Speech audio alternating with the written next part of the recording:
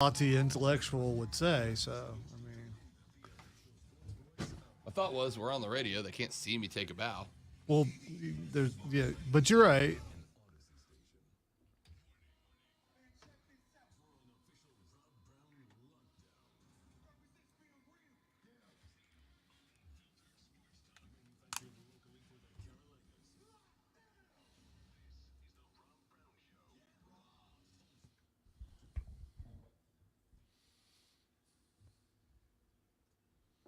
Congratulations to that horse! That horse did what horses do, and he did better horsing than all the other horses, despite the fact that he was expected to be the least horsing horse of all the horses. He out-horsed all the other horses. Good horsing horse. Congratulations. What was his name, that horse? Because I have no idea who won. Rich Strike. Okay. Great name for a bad guy general in a comic book. Bad name for a horse. He's no hoof-hearted, but good job, horse. You ran like horses do, and you horsed faster than all the other horses. Spectacular horsing. You know what the best part about that horsing was?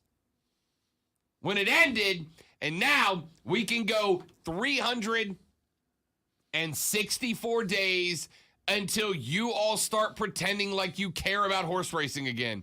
Hooray! I don't know. Is there a chance for a Triple Crown winner from whatever the name of the horse the guy you said? Name me one of the other two races he's got to win for that. Preakness. Okay, give me two. I'm proud of you. You just decided to shut me down immediately. Preakness is the only one that everybody knows. Because it's the next one, right? Nobody cares. Nobody cares. The Preakness is such a weird word. You can't help but remember Preakness. it. Yeah. Tell you what I care about horse racing. All right. I recognize the feat that is winning a Triple Crown. If Rich Strike wins Preakness, and then he goes on to, what is it, Chapel something?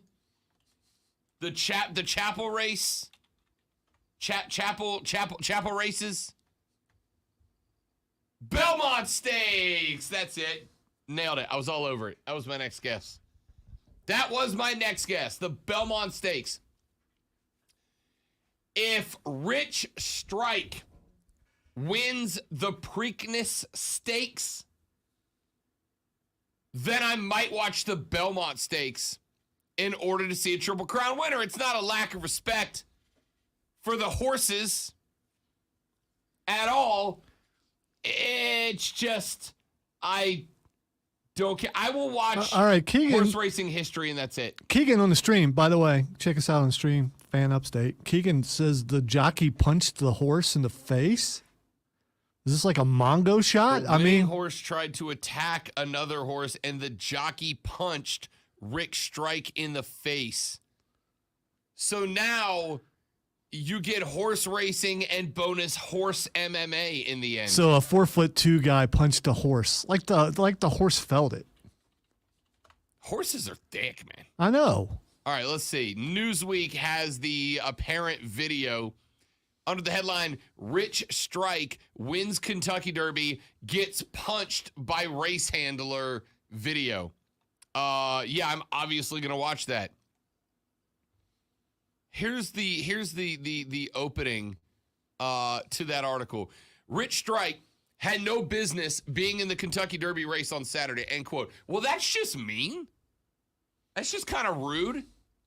I'm sure Rich Strike is offended by that, and he's going to lash out on social media about the fact. I mean, because an athlete like that, they're not going to take that sort of slander. Yeah. They said you had no business being here, and Rich Strike said nay to that. Nearly he was an 80-1 long shot. 80-1, and the article writer says nearly a 100-1 long shot. You can just say 80-1, dude. That's ridiculous as it is. No need for embellishment.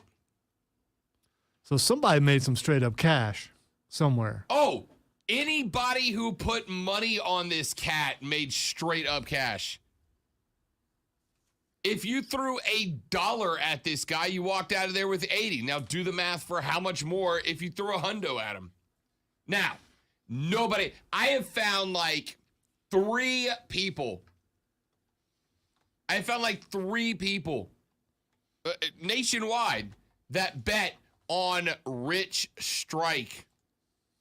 One of them was a teenager at the race whose parents gave him like $3 to bet on whatever horse he wanted to. $3. And he went, well, I'm going to go bet on the horse that makes the most money if he wins. Terrible gambling advice. Paid off one time. One time. I'm still looking for the video of, let's see.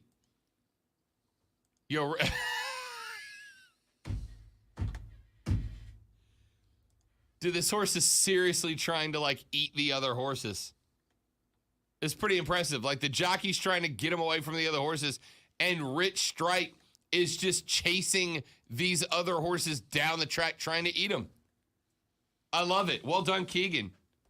Well done. I did not see that. Do you know why I didn't see any of that? Because I didn't watch the race. Can you blame Rich Strike when you are an elite athlete like he is? You don't want anyone jumping in on your limelight. Get out of my camera time. Yeah.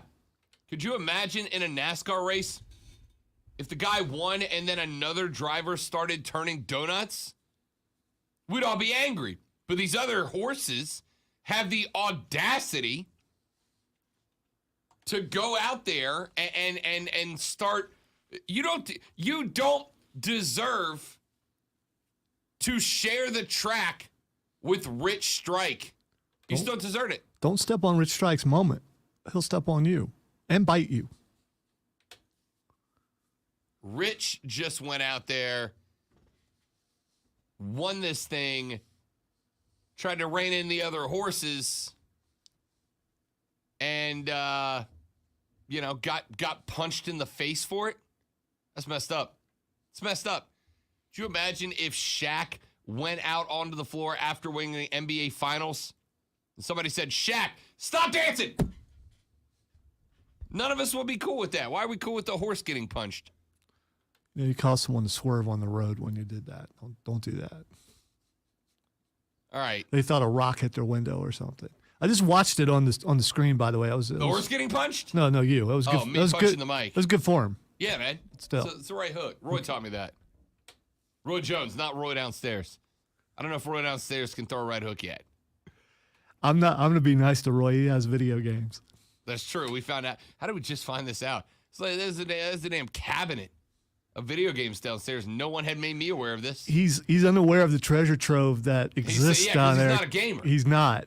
Yeah. But he's sitting on $37,000 worth of video games and has no idea what he's got on his hands. Hey, we know someone who has a key that opens every lock. I'm just saying. Y'all may not see me for another week and a half or so. Ladies and gentlemen, we have to talk sports that don't involve horses getting punched in the face. No, I did not watch the Derby. No, I don't have a take on the Derby. I don't have analysis of the Derby, and I'm not going to pretend like I do. I did see it was on for like 5 hours or something when I was flipping through the guide trying to find something. Yeah, they do 5 hours of pre-race stuff for a 1 and 48-second race. And my question, and I think a fair one, is why? Why? None of you care. Yet I pop on Facebook Saturday. You know what? I can't do this. I can't. Why did the dog races not get loved the way the horse races do? Why are horses better than dogs? Do they still have dog tracks? I don't know. I know there's one in Ebro, Florida, which is just outside of,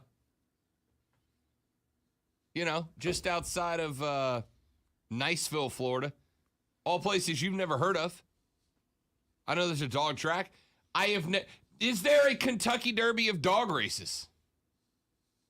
I'd be far more inclined to watch that because dogs are awesome. Is there a triple crown for the greyhounds or Yeah. whatever they are? I've been Is down for there a that. triple hound? I'm in for that race. I don't care about, horses are cool, I guess. Right? All right, they're cool. I would watch a triple crown of dog races before I'd watch another horse race. Stop pretending like you care about horse races. You don't. Think about it. You and I have watched dash hound races on the Ocho. Much more interesting. Oh, 100%. We were I want taking live bets on that, man. no, it was corgis. Was it corgis? It was corgi racing. It was corgi racing. Was. Now that is entertaining. Yes. I'd be much more down with it if like the horses, if they like, I don't know, had stuff happening on the track to distract the horses. They had people down the side with like big handfuls of sugar cubes to distract the horses. So you're talking like a steeplechase or something where they have to jump over. I don't know things what and that stuff. is. Yeah. Is that the one where they like jump over? They jump the over fences? obstacles and things. That's more entertaining than just running around in a circle. Texter said the Derby is still better than Lashley v. Omos. That is correct as well. That is correct as well. I don't know. He did pick him up. It wasn't very high, but he picked him up. It was no Hogan and Andre, but I mean, Brother. All right. Let's do this. Let's talk actual sports, shall we? I feel like we've probably exhausted the level of patience that you have for my lack of patience with horse racing. You just don't have it. I don't want to have it anymore. You just killed our entire equestrian audience, and it was a big. Lonzo, I did that last week. Yeah, that's true. I did that last week. I absolutely Draymond Greened our horse racing audience last week. All the Kentucky Derby is a reason to have a party, which you don't need. You're an adult. If you want to have a party, just call your friends and go, hey, come over Saturday. I've got mint juleps. And also, by the way, stop pretending like mint juleps are only for Derby Day. They're delicious drinks anytime it's hot outside. Trust me, I've tried it. Stop. If you want to have a party, be an adult and just call your friends and put together a party. But we get to wear funny hats. Or just invite Rob Brown over because he is the party. I'll promise you, I'll show you. I will show you how to throw a party that you don't need an excuse for. You just have a party. But what about listen, if the best thing about your event is look at all of these celebrities who are richer than you, having a great time being richer than you, here's your mint julep, poor boy. That's not an event I have any interest in being in at all. Your entire TV spectacle was, here's all these rich people. Don't you wish that you were one of them? No. No. All right. Texas says, fan, I am dictating this message to my butler from my gold-encrusted golf cart. I am deeply perturbed at the lack of knowledge and fandom for horse racing. I'll not be tuning back in. Horse racing is for people who speak like that. I'll not be tuning back in. In this state, those people are way south. Way, way south. I don't know. I don't hang out with them. I have no interest in hanging out with you. All right? If you own a horse for horse racing, we're just not going to get along. We're just not going to be friends. It's fine. But no. Texture says, imagine that the 1%er tells us what fake sports we can watch. You can watch whatever you want. You want to waste your life watching a minute and 45 seconds of horses run in a circle? Have at. Stop telling me I need to talk about it. I don't and I won't. The only thing that I want to talk about with the Derby, I want to make fun of all of you who lost money by betting on it. Ha ha ha. Sucks to be you. That's what you get. That's what you get. All right. Texter says, Rob, are you still buzzed from last night? Upstate South Carolina doesn't care about horse racing. First off, I did not get buzzed last night. I was watching wrestling and basketball and hockey and baseball. Yeah, but according to your social media posts, yeah. I was absolutely enjoying some bourbon, no doubt about it. I made the mistake of looking up the best derby hats of 2022. Don't. It's just going to make you hate those people. Oh, no. I'm looking at, like, don't ever make fun. Whoa. That's just like a giant flower. Don't ever make fun of anything I wear ever again. I'm not talking about you. I'm talking about those people. No, I don't get why we pretend like that's cute and fun. It's not. It's annoying. It's obnoxious. It's obnoxious. I had a couple of bourbons last night to watch wrestling, baseball, basketball, and hockey, which is a good night.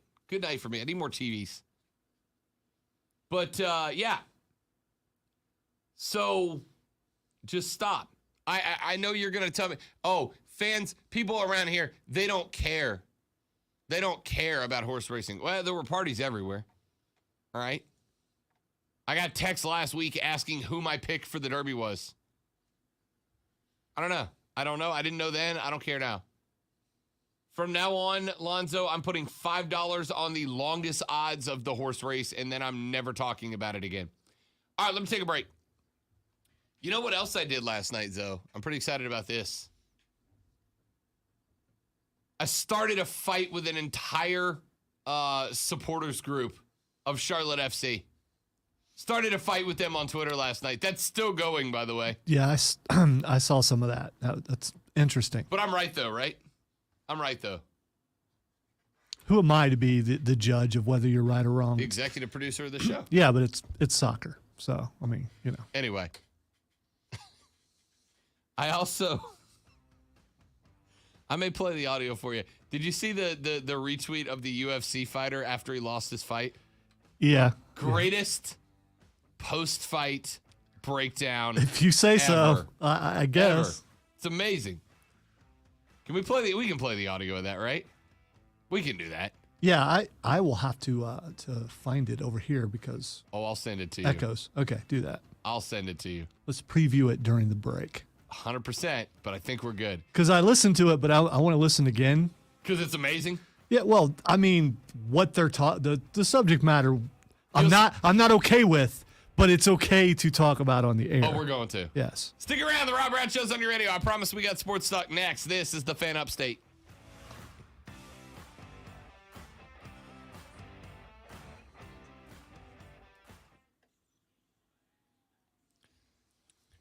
Tell you about my friends at QC Connect.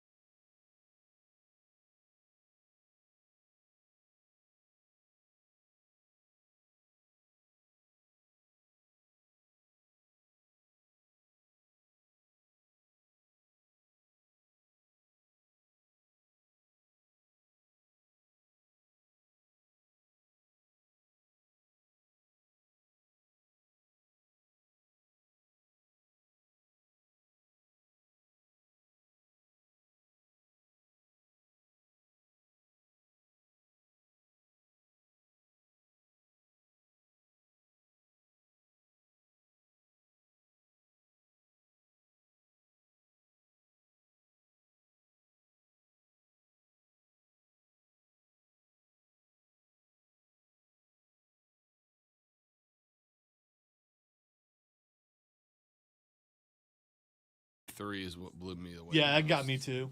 I was like, you're what now? Yeah, I've been thinking. It's in the back of my mind about a bro and bro, a bro and bro bit for me and him. Just a video bit where he and I just go somewhere and just have a discussion about something. It's just nothing but saying bro. With our hair completely down. Yeah, exactly. Bro.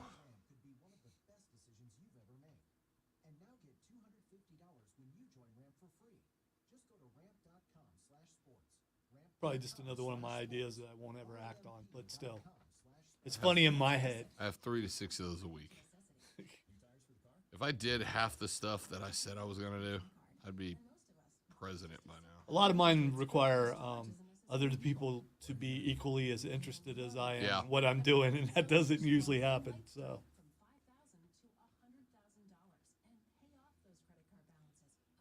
One thing on Saturday, for the most part, if I come up with a skit, they kind of feel obligated because I told them to. Executive producer / host, I guess, in that case. Yeah, I don't think. No, I'm host first in that one. I don't think Chris ever said no. I mean, he wouldn't have the audacity. Yeah, I did have some guys who said no, I'm not doing that. I need to know one idea that you got shot down for. Well, my buddy Matt, who did the show with me a bunch, is like, why am I always the bad guy? It's like, because you are. Because you're the bad guy.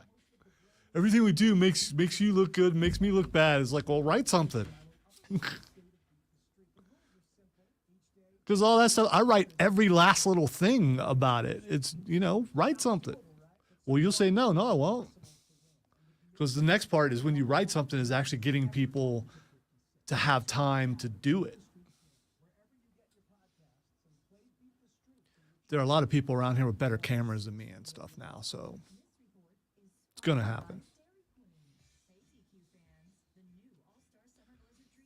Hey, Rob, you're on a Robot Panther, man. That's pretty wrong. I love it. Kind of love it. I didn't notice it at first. I'm just looking at our character. Then I started looking in the background. Like, okay, there it is. There it is, right there. Folks on the stream are like, what are they talking about? Don't worry. Yeah, you'll know. Find out.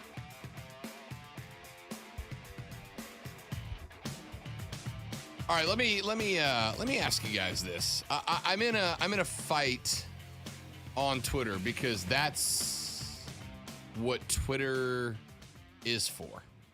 It's for fighting. We're coming to that. You hang on to that. But I need to give people. We're gonna do that next segment on the way out of the hour. All right. Well, then I'll have to come back to it because I'm losing my Twitter having that one particular thing up there. Open another tab, Lonzo. How do I do that? Oh gosh. All right. I'm gonna fight on Twitter, and I need to.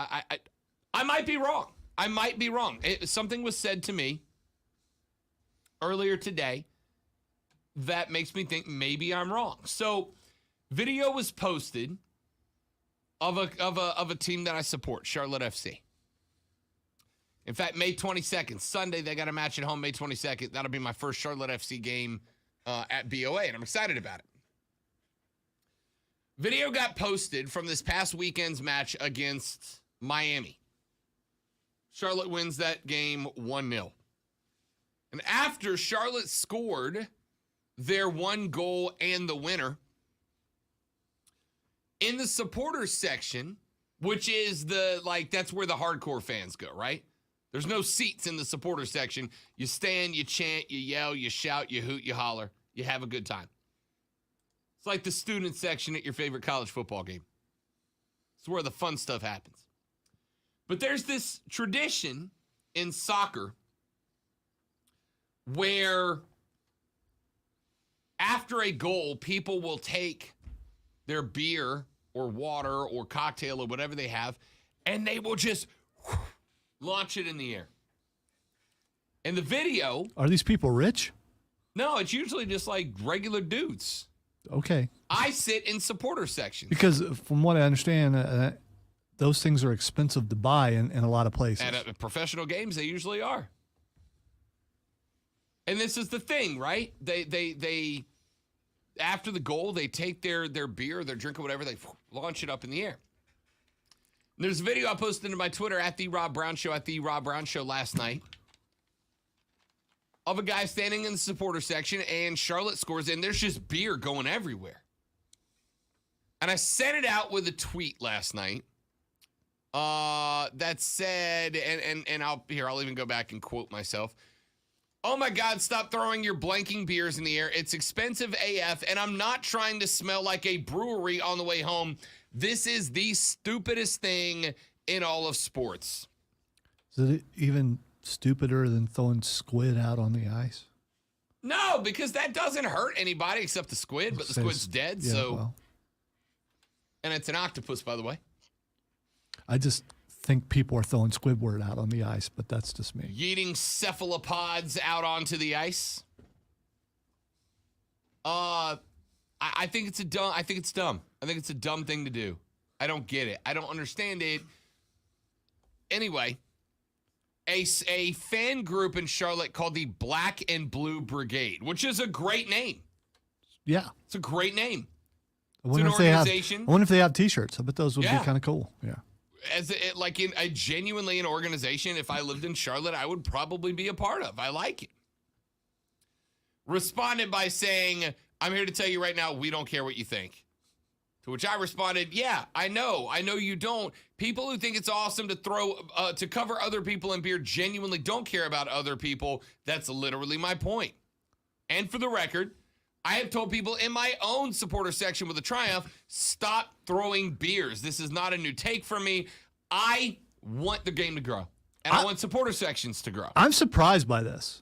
I really am.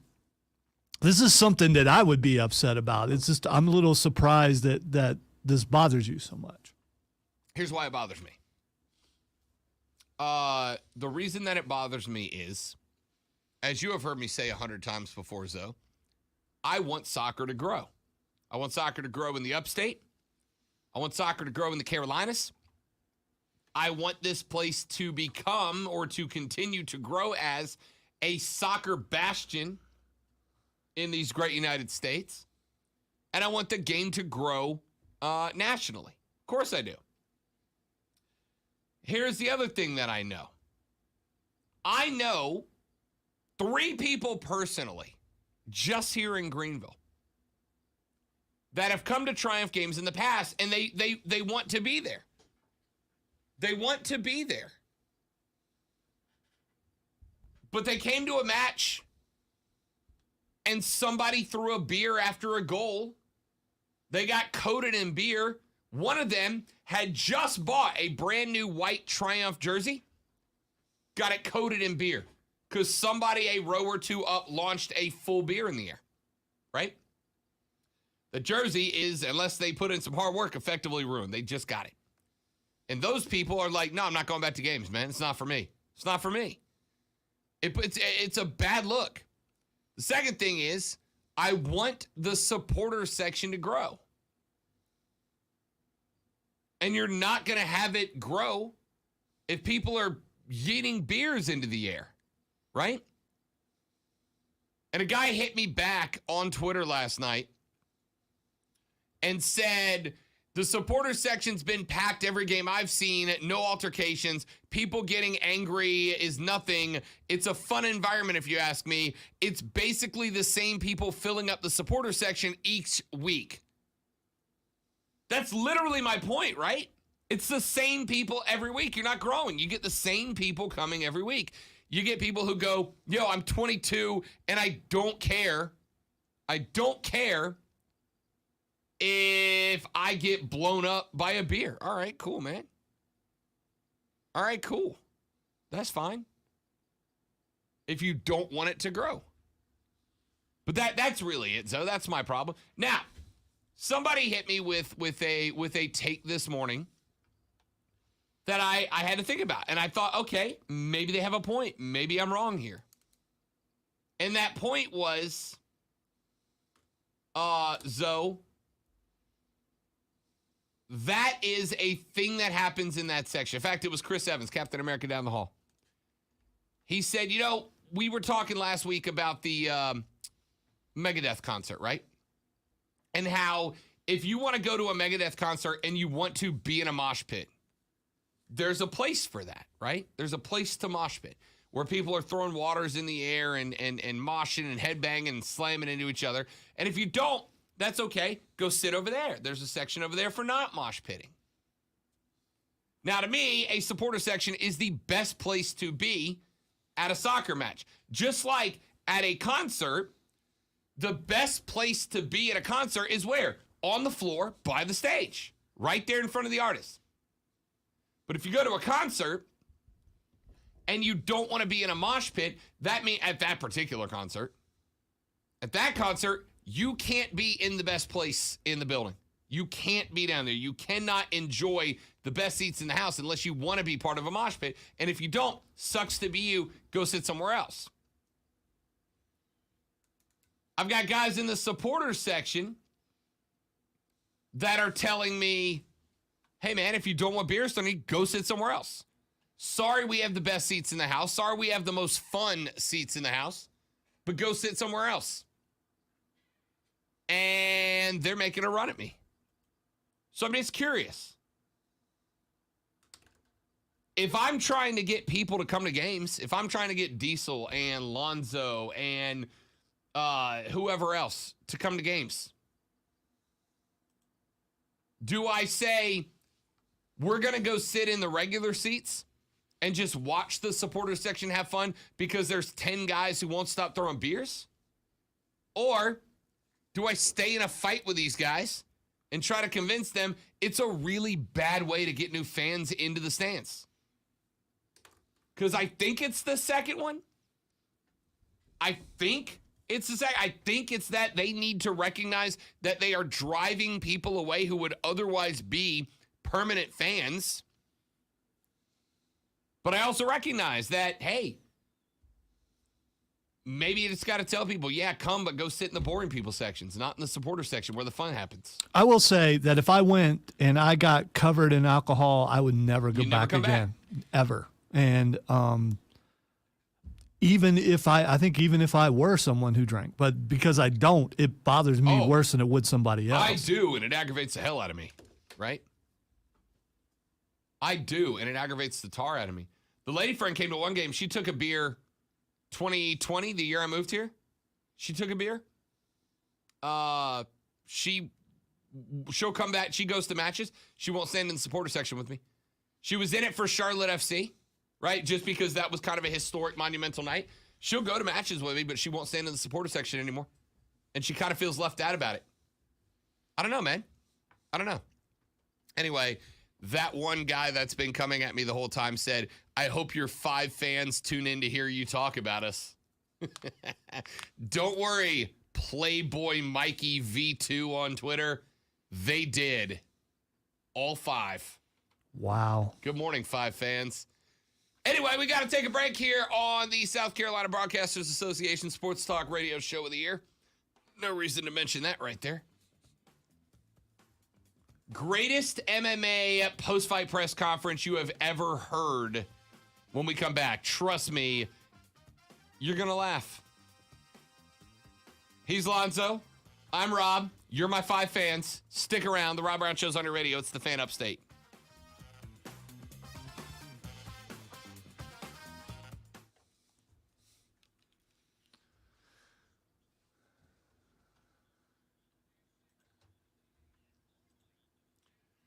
Ladies and gentlemen, let me tell you about my friends at Harley Davidson of Greenville. I love these folks. Let me tell you why I love these folks. I love these folks because Harley Davidson is not just trying to sell you a motorcycle and get you out the door until it's time to bring it back for maintenance and then give you the most expensive maintenance they can and then send you back. It's not their job, man. It's not their job. It's not what they want. It's not how they roll, okay? Harley Davidson of Greenville wants you to be a part of the Harley Davidson family. They want you to be a part of the H-Dog family. They want you to know that regardless of where you stand in the process, whether you are a first-time motorcycle buyer, whether you have been in the game for many, many years and are looking to upgrade your collection. Maybe you're just trying to find yourself the dream bike, right? Harley Davidson of Greenville is set up for you, ladies and gentlemen. You go in, they are going to run you through the entire process, which has been voted 6 times running the easiest, the best place to buy a motorcycle. Harley Davidson of Greenville. You walk in, they treat you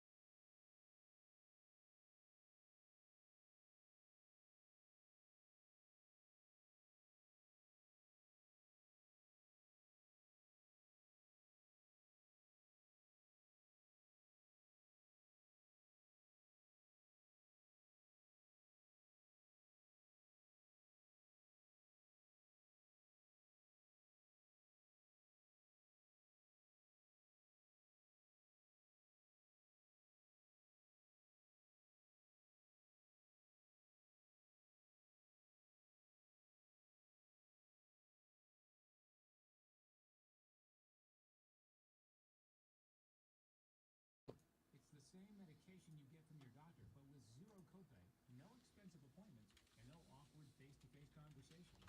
Results are guaranteed or your money back. To start your free online visit, you need to go to this exclusive address, forhims.com/radio. That's forhims.com/radio for your free online visit. forhims.com/radio. By the way, Stephen, you're welcome. And for anyone else out there who hasn't seen Doctor Strange 2 yet, make sure you stay till the end of the movie. It is so necessary for the Marvel Universe as a whole and where it's going forward.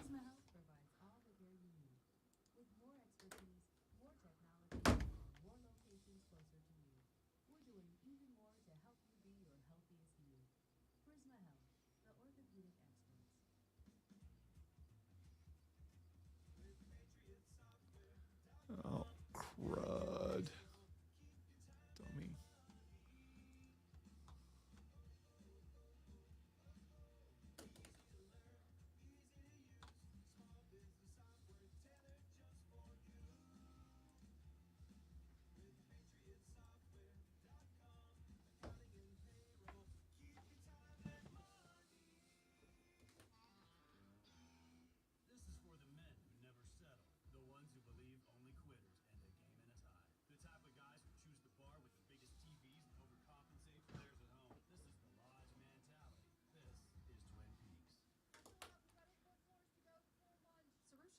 So did you start winning eventually?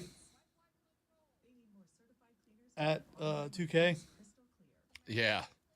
Yeah. What a curve to get in. Oh yeah, the same thing happened Getting to me. smoked for like And 15 and minutes. Raven just bought it. He's just like, I can't beat anybody. It's like it takes a while. It just does. And the game is against you in the beginning. They don't want you to win. Yeah, clearly. I am well, the and I mean, NXT like, champ and getting ready to be the North American champ again, if I can do Did you it. stay in NXT? Yeah, because I want to. If you go to story Yeah. in the thing, you can see all the storylines. Yeah.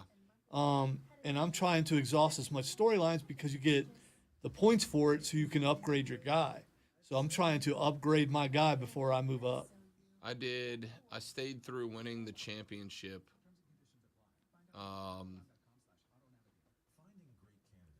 And I jumped at let's see, I beat Finn, then I beat Demon Finn. That was pretty good. The under 5 minutes thing, That was tough. not easy. No. Did you have to go against the bald dudes to beat both of them before? That sucked. You know what I did? That sucked. You That know took me 30 tries. You know what I did? Is I realized it's no DQ. Yep. I went up on the stage. Yep. And, Same here. And one would stay up there and fight me. The other one would come Go up back. there and then he'd go back. Yep. He'd come up and go back. Yep. It's like, this is the only way I'm going to do this. It took me about 30 tries, and then I eventually just Irish whipped Oni all the way down the ramp to the end, and then Denny stayed in the ring.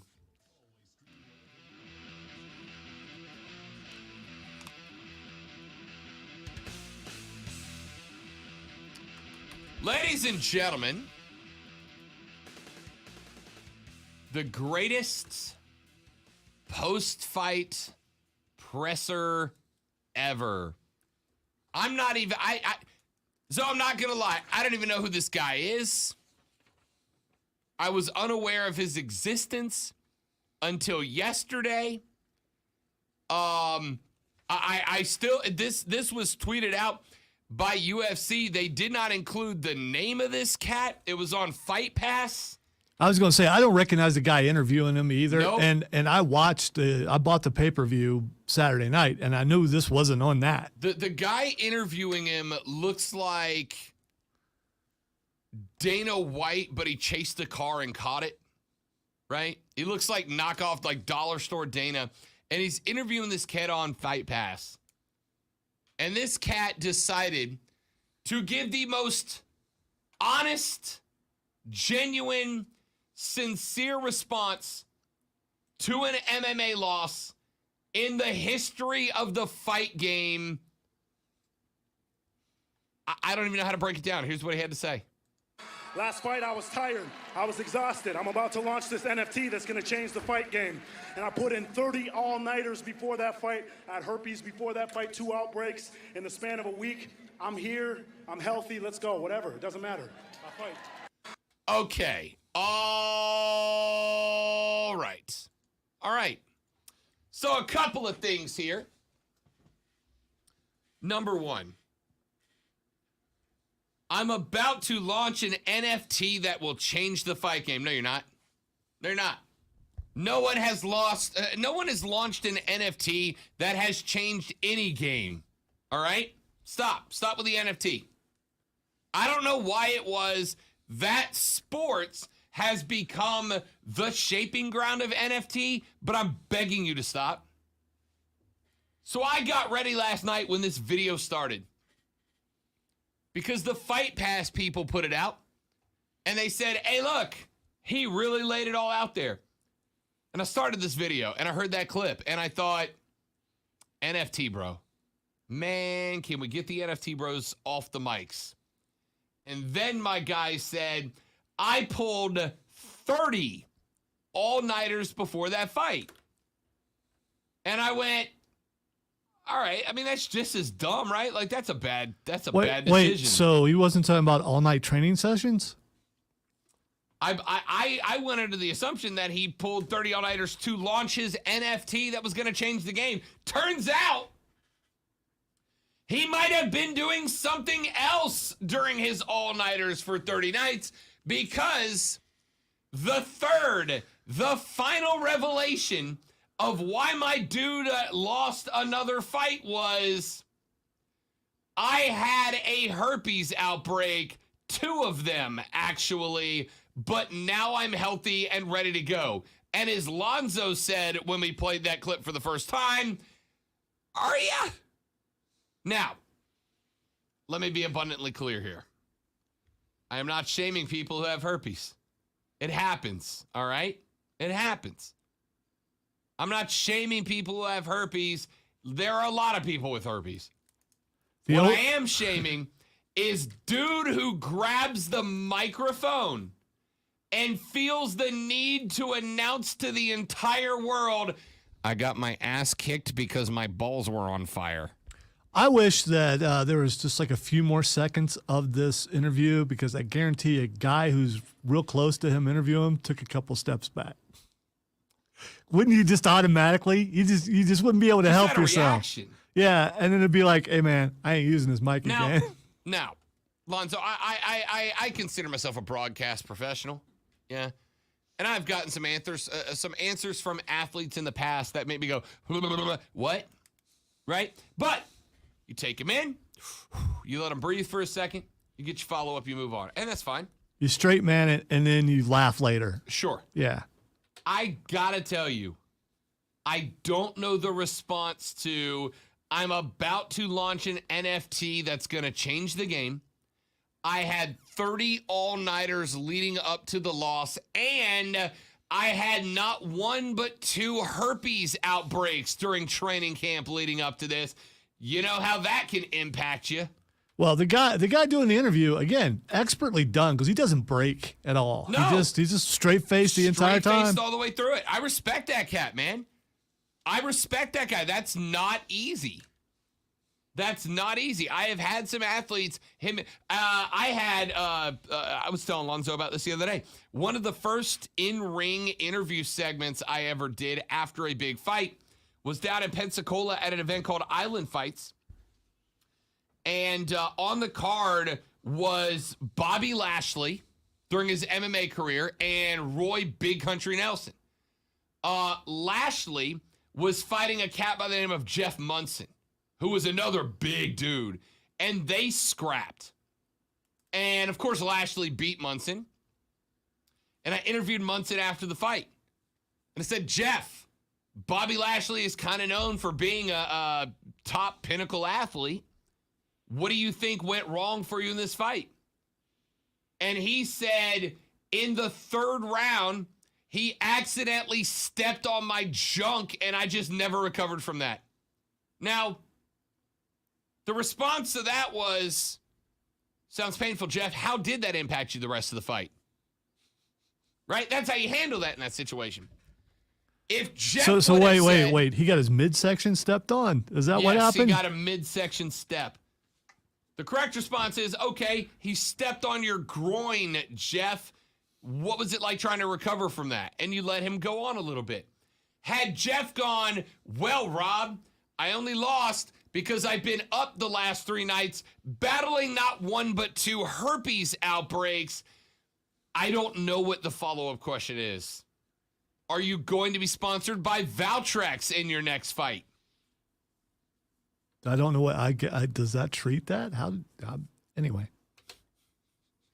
Texter says by NFT, he means Nads feeling tortured. God, I love the text line sometimes. Texter, oh, there it is. There's the response. And by changing the fight game, he means he's going to be sponsored by Valtrex. I'm glad I'm on the same line with my texters. Texter, his next opponent is going to come out to the fight dressed like Leslie Nielsen in The Naked Gun with the full-body condom suit. Beautiful. Beautiful.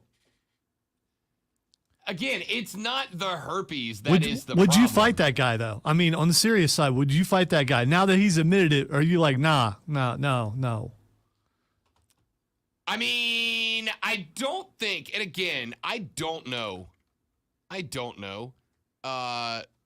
how to contract herpes because fortunately I haven't in my life, all right? So I don't know if you can get it by MMAing another dude. I do know all right, the that perception, I would have a lot of research between now and bell time. The perception is skin-on-skin contact, I believe. But I don't know. I don't know if excretion is part of it. Yeah, this show is now in a place that I'm uncomfortable with. All right? said everyone when he said that. Correct. Yeah. Correct. I consider myself a professional. I do not know. Especially the people that have been with him on those 30 nights. Like, you what? I do not know what the response would be if I'm interviewing a cat that says, yeah, I know I lost, Rob, but it's only because of the multiple herpes outbreaks that I had to fight the last few weeks. Like, I get it, man. But you do know you didn't have to say that out loud, right? You are aware you did not need to say that. You could have just said NFT, 30 days of all-nighters to get that launched, and there's been some medical issues that have kept me from being at my best, and we'd have all gone, oh, yeah, man, happens. You're an MMA fighter. Of course. Of course. This man cannot keep a secret. Do not tell him anything. I'm trying to tell you. There were some girlfriends and ex-girlfriends that were watching that fight because they're like, oh, yeah, I used to sleep with that guy. I used to have carnal relations with that guy. I lost because of herpes. What? No! Let me take a break. See if I still have a job when we come back. I'm Rob. He's the great one, Lonzo. Hour number 2 is just around the corner. The Rob Brown Show's on the radio. This is the Fan Upstate.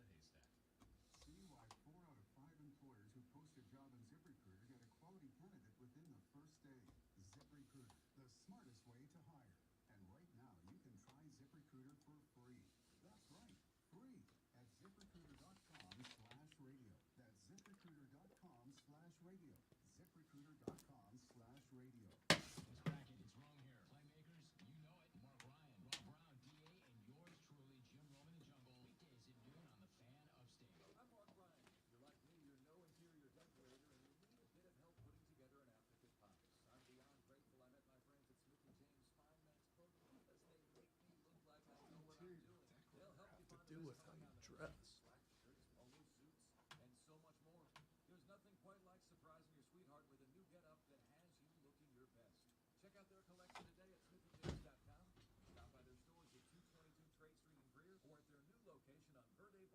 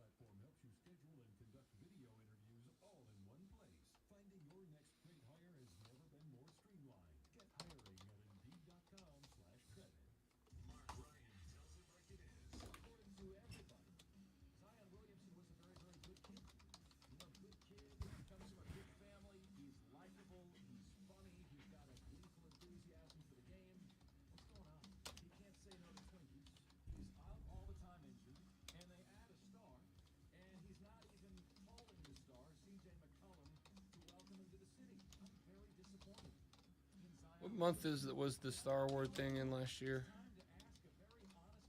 August. Yes. Offsides with Mark Ryan. 3 to 7 on the Upstate. At Charmin, we heard you shouldn't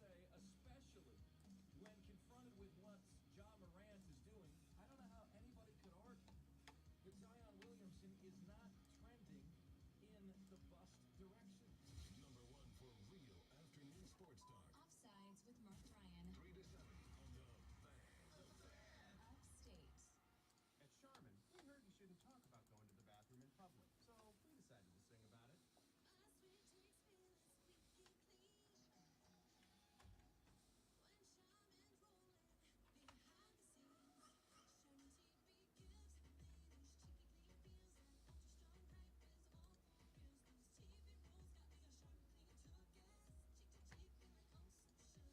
Cheek to cheek.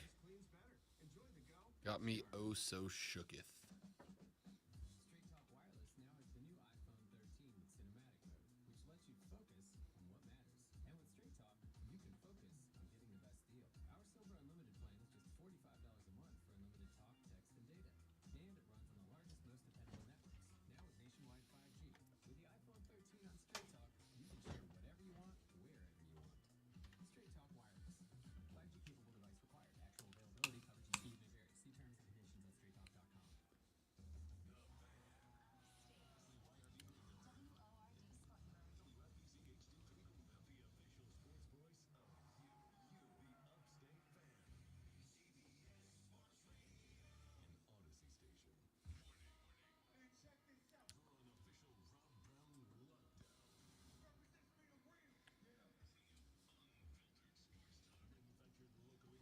at straighttalk.com.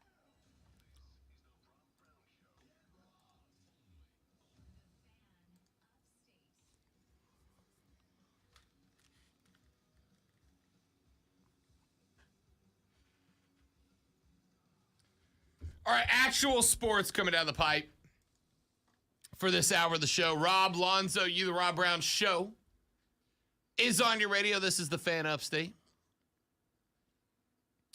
I need you to know that while I genuinely appreciate all of you texting the show as often as you do, I am very curious as to what the folks that share our text line are going to think now that you have turned my text line into a herpes information hotline.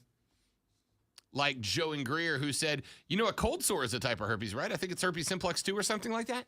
I think it's simplex 1, but I think you're right. I don't know. I do know that I'm genuinely curious as to what the political dudes over on the other side of the building are thinking is happening right now on my show. I'm not ashamed. They have senses of humor. I know because I have interactions with them, and they probably think it's funny. Texter says, I may have lost the fight tonight, but my opponent is going to find out in 7 to 10 days that he lost too. Oh, my God. All right. No mas. See, no mas. I really want to look up and see how herpes is actually transmitted, but I don't want that on my search history. So I'm not going to do that. I'm curious. Just going from trying to think of 8th grade health class when they talked about it, and that was a long time ago. I cannot tell you.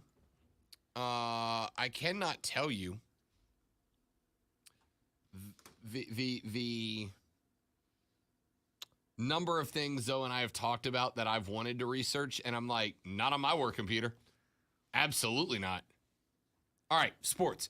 Nikola Jokic is your 2022 NBA MVP. Second straight season that Jokic was named the MVP. He is the 14th multiple-time winner in the history of the National Basketball Association. Is that the right call? Is that the right decision? Is he the guy? Do you have a problem with it? Are you on board with it? Answer to me? Yes. Yeah.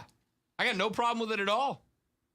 Listen, Joel Embiid is a dude. I am not arguing that. I am not arguing. Joel Embiid was a blast to watch play. Joel Embiid remains arguably the best offensive big man in the game. 100%. But what Nikolai is doing in every facet of the game cannot be understated. Lonzo, let's play a little game real quick. I'm going to give you 5 statistics that we typically measure as MVP measuring sticks, yeah? And all I need you to do is tell me who had the better season statistic, Joel Embiid or Nikola Jokic? Here we go. Free throw percentage. Who was better, Joel Embiid or Nikola Jokic? All right, so this is a guessing game. I got a 50% chance. 50% chance. I'm going to go Jokic on this. That is correct. Who had a better three-point percentage, Joel Embiid or Nikola Jokic? I'm going to go with Jokic again. That is correct. Who had more rebounds per game, Joel Embiid or Nikola Jokic? I'm going to go with Embiid this time. That is incorrect. It is Nikola Jokic. 13.2 boards per game for Nikolai, 11.3 for Joel Embiid. So it was kind of close. I know it's an average, Close, but but still. I mean, a full 2 rebounds per game added up over 81 games is a lot of rebounds. I'm just guessing that Embiid had to win one of these categories, Okay. but maybe he didn't. Assist per game, Joel Embiid, Nikola Jokic. Jokic. 5.8 to 2.1, well over doubled him up. And finally, points per game, Nikola Jokic or Joel Embiid. I'm sure Embiid had to win this, but I'll go with Jokic. That is correct. Okay. All 5 stats, Nikola Jokic outperformed Joel Embiid. He outscored him in points per game. He outscored him in assists per game. He outscored him in rebounds per game. He outscored him in 3-point percentage. All right. And he outshot him from the free throw line. So I'm confused here because MVPs of the league usually are like the face of the league and they're everywhere. How can Jokic be a 2-time winner 2 years in a row and not be the face of the league? Because Nikola Jokic is not an attractive person, and it's funny, but also true, right? Also true. Beauty's in the eye of the beholder. Who am I to say that this dude is uglier than another person dude? with an opinion. You're allowed to have an opinion. Nikola Jokic is not an attractive guy, in my opinion. He's not exactly the dude that is visually appealing to a lot of people. That's the first part. The second part is Nikola Jokic isn't exactly a dude that goes out there and asks for attention. In the heat of battle, as he did in that first playoff series when he got tossed, Nikola Jokic is emotional as you can ask, but at the same time, he's not a dude that's on the cover of Sports Illustrated. He looks very European. Yeah. He's not a dude that's on the cover of ESPN, the magazine. He's not the guy that's going to be considered a candidate to be, although it's ridiculous, to be on the candidate or to be a candidate for the cover of NBA 2K. All right, so my crack is not on him. It's on MVPs in general and the fact that usually an MVP coincides or just with popularity. It just seems to be that way in other sports. In a lot of sports, it is a popularity contest. I would say basketball probably has the best MVP award. The NBA has the best MVP award, and there's a lot of people who have been absolutely ripping the NBA for their the way that they handle this. I don't know what to tell you. I don't know what to tell you. This is a player that's valuable to his team, valuable to the entire league. He's a great player. So why do people have a problem with it? because he's not Steph, he's not LeBron, he's not KD, he's not one of the guys who are on 10,000 commercials? Is that why people are upset about it? I don't know. I really don't know.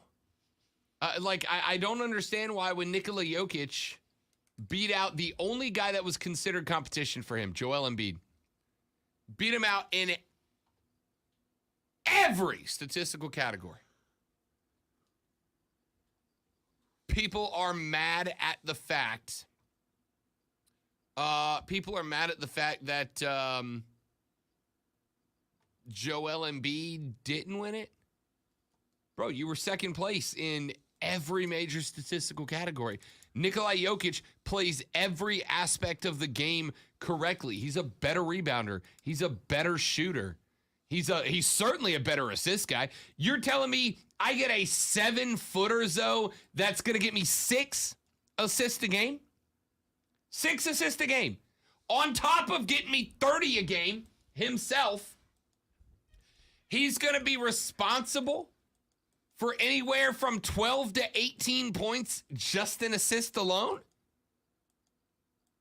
My man Nikolai is a 50-point producer a night, on average, a 50-point producer. 50 points on average. That's insane. And he plays defense. It blows my mind that anybody but Nikola Jokic this year would have won it. Look, I like Joel Embiid. I like the process. I really, really do. I think Joel Embiid is one of the most talented current NBA players. The problem is he plays the same position as Nikola Jokic, who's a better player. This is what's been my biggest complaint about the National Basketball Association for the last couple of years. It is a league that promotes players over everything. It promotes players over teams, over cities. It's all about the players. Well, I understand it to some degree. While I understand it to some degree, because you got to sell jerseys, I think you sometimes lose the spirit of basketball amongst the trees of the superstars of the league, right? And I think this is an example of that. Nikola Jokic is a better team player, right? He's just a better team player than Joel Embiid. Joel Embiid is absolutely the MVP of Philadelphia. And we saw that when they did not have Joel Embiid. And then Joel Embiid came back as the masked man.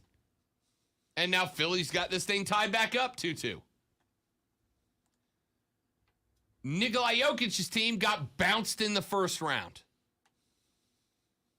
Nikola Jokic's team would not have been there if it wasn't for him. The best argument you have for Joel Embiid winning the MVP is what's happened to the Sixers in the playoffs. 0-2 to the Heat without him, 2-2 with him. But Nikola Jokic is a better overall, well-rounded basketball player. Embiid, you can make the argument Embiid is a better offensive basketball player. And I won't even argue. He may be a better paint scorer than Nikola Jokic, but I'm getting more assists. I'm getting more rebounds. I'm getting better production from the free throw line. I'm getting better production behind the arc when he does shoot. It's Nikola Jokic's award right now. Joel Embiid said, wasn't Joel.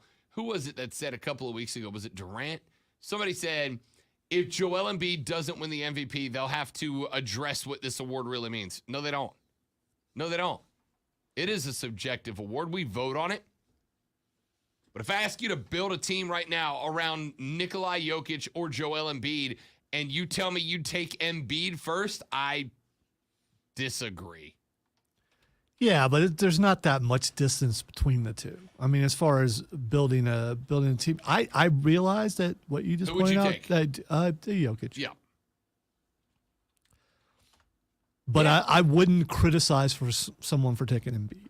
No, again, it's not a criticism. It's a I think the real question, the guys within the game, the players and coaches, what do they really think about it? Are they okay with it?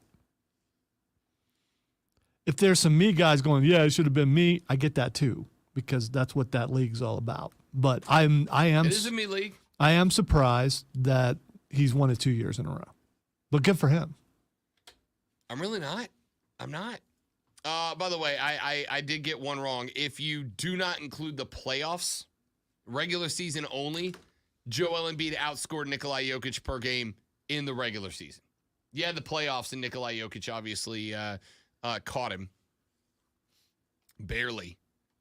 But Joel Embiid averaged 30.6. Nikola Jokic averaged 27.1. So sorry. He's a slightly better offensive player. Thanks for the catch, Texter. He's a slightly better offensive player in the regular season. Scratch that. He scores slightly more in the regular season. But overall, top to bottom, left to right, Nikola Jokic is a better basketball player, in my opinion. Let's take a break. Come back here in just a minute. I got a few more things I want to get to you. There is one more college football story we did not get into last week. We got into a bunch. The commissioners of the Pac-12 and the SEC going to Washington to ask for help from D.C. We talked some NIL. The one thing we did not talk about, transfer portal windows.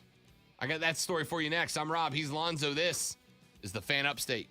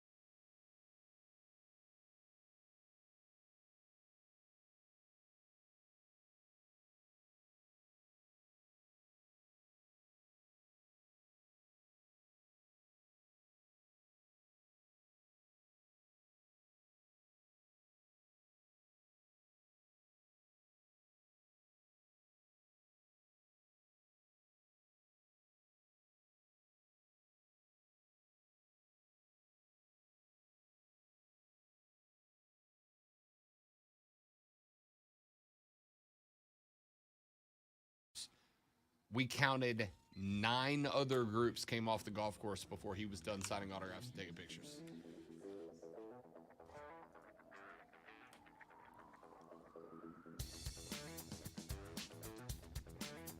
The Rob Brown Show back on your radio. This is the Fan Upstate. Canelo Alvarez got smoked this weekend. Huge upset loss. Huge upset loss. And a bit of a bummer. I'm a big fan of Canelo Alvarez. Dimitri Bivol knocks him into next week. Surprisingly active was Bivol. You're not going to see a lot of guys who get into the ring and throw more punches than Canelo Alvarez.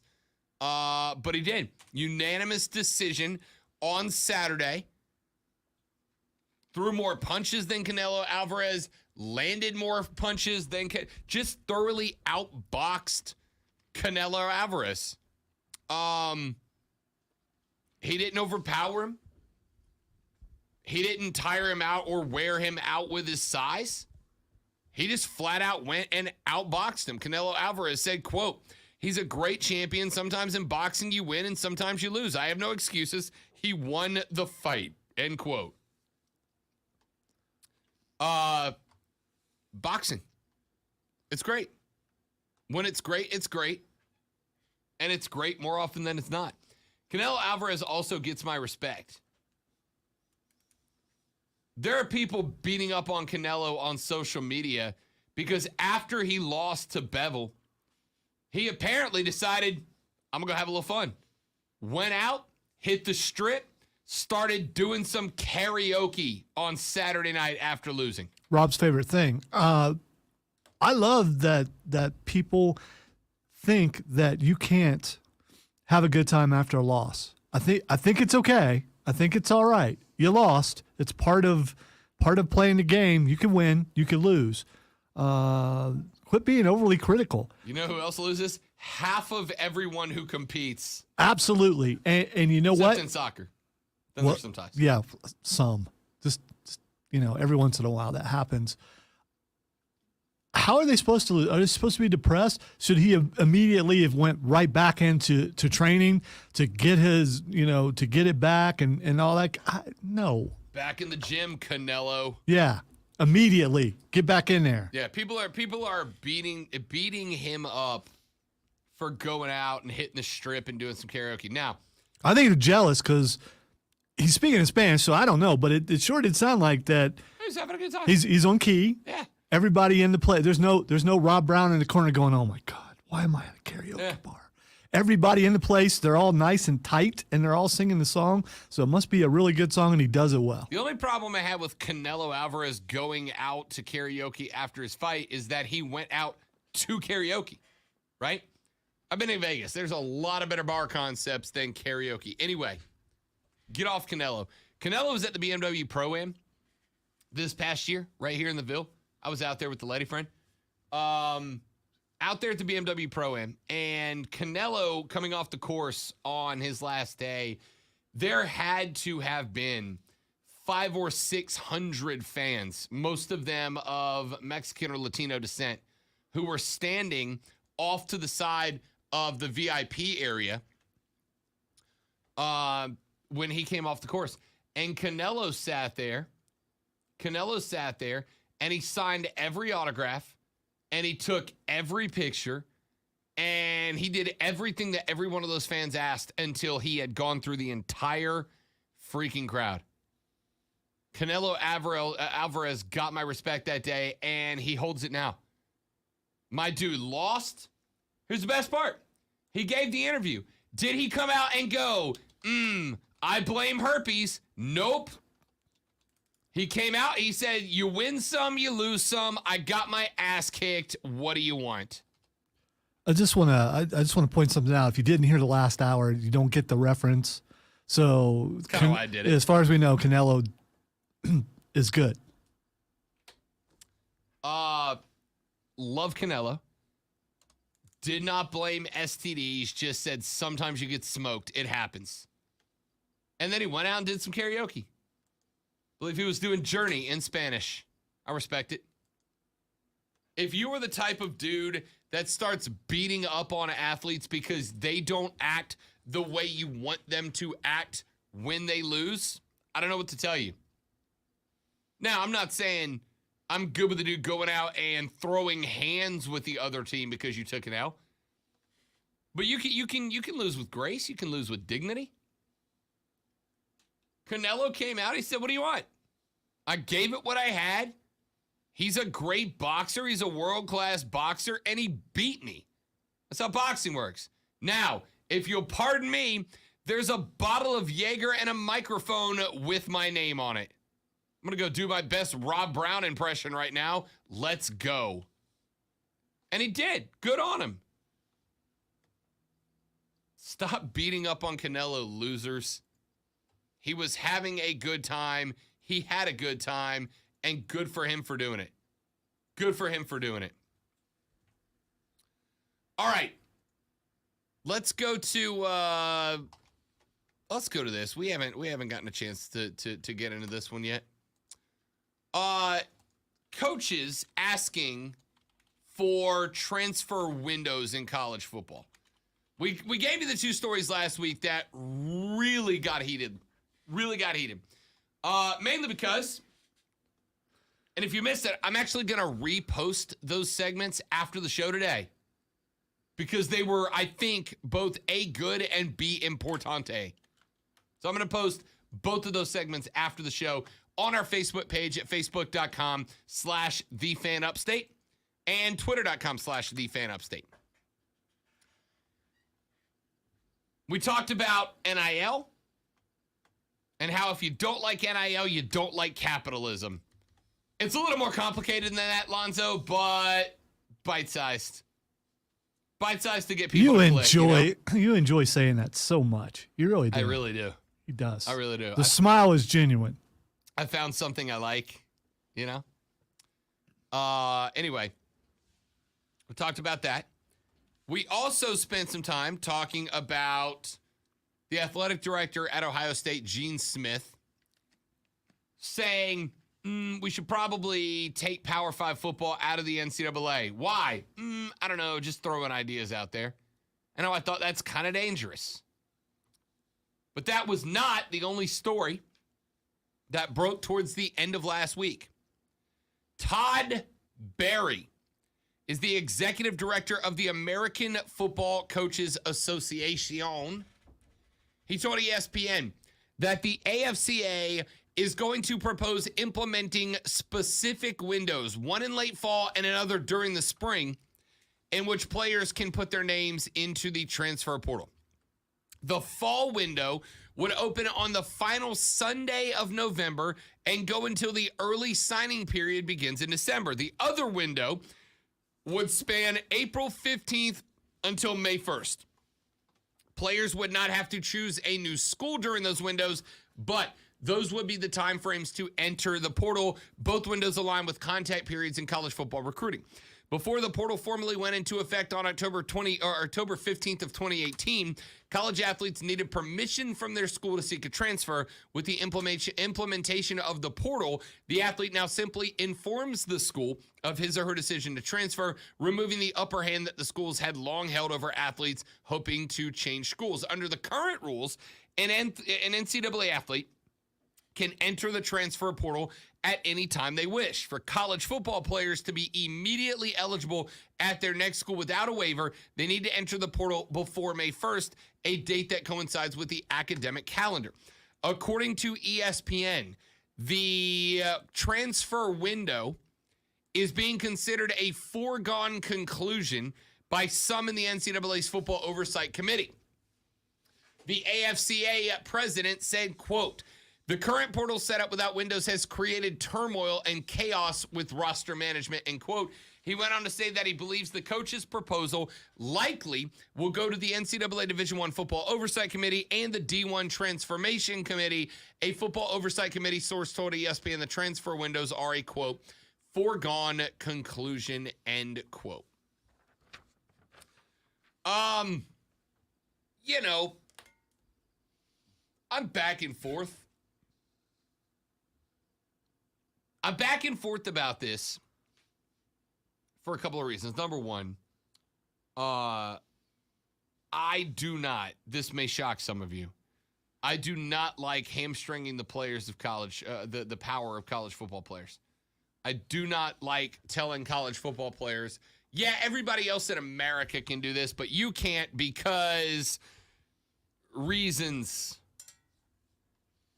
Because reasons you're not allowed to do that. On the flip side, I do think it is probably good that there is some level of planning possible for college football coaches with the knowledge of who is and is not in the window at any given point. Also, from a player standpoint, you can't just decide on emotion, I'm just leaving. Because it has to be within a window, which will cause the player or should cause the player to maybe reconsider or at least think it through a little bit more. I think that's fair. What do you call it? Cooling off, or cool down period, right? A cool down period. It's like athletes. Like they get a half an hour. Losing team gets a half an hour in the locker room before they got to answer questions from reporters. Cool down period.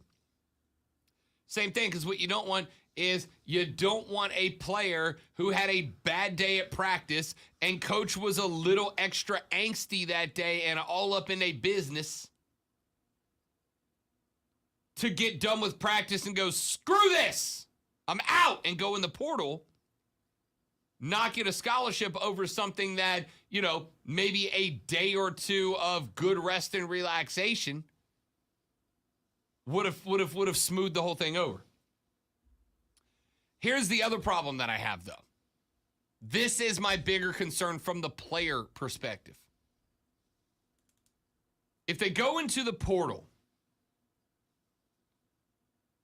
you are going to create a situation where, Zoe, you're going to get 750 to 1,000 players available like that all at the same time, right? Now, if I am a coach and my job is to scout out the portal to find the guys that fit my program, and I wake up one day on February 19th, January 19th. I wake up one day, January 19th, and I got 863 kids' names in the portal, and I got a week and a half to go through and find these guys because they're going to start getting picked off. That's rough. But the other problem that I have for the player's perspective is you're going to get lost, right? The premise of the portal is to find another job. And if there's all of a sudden 1,000 kids flooding the job market, you're going to get lost. It's going to be a big problem. Now, the players don't have to commit to that new school during those windows. But going into the portal means that the school you're already at has the option to go, yeah, no, you know what? You're right. You're good. Bye. And now you're out of a scholarship and you're lost in that mess. I am fine with transfer windows. I don't know that I would shut them down in 2-week increments. I don't know that I would make them 2 weeks. I would maybe go a 3 or 4 week window, right? I would say the second the Army-Navy game is over, a window opens and it closes, I don't know, National Championship Monday. Then a second portal opens sometime in January and stays open till May 1st. It's a long window, but it's a window. That way players and coaches can still feel like there is some level of structure, some level of form, and players don't get lost because coaches feel like they just get overwhelmed with guys all at the same time. Let's take a break. Come back here in just a minute.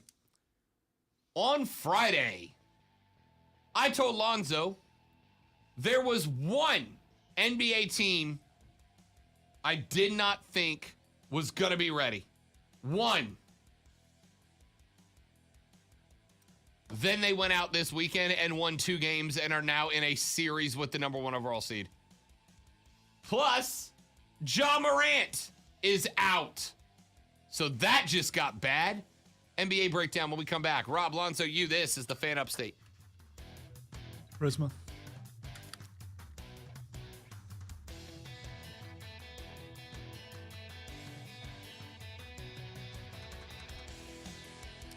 Tell you about my friends at Prisma Health, ladies and gentlemen. Prisma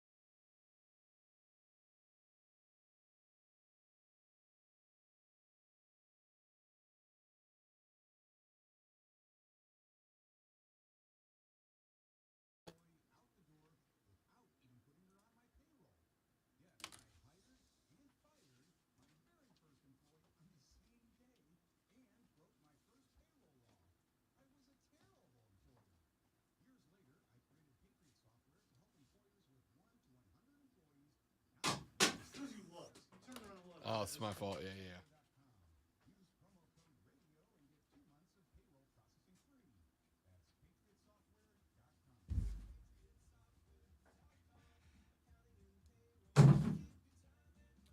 I didn't look that time. Did it go in?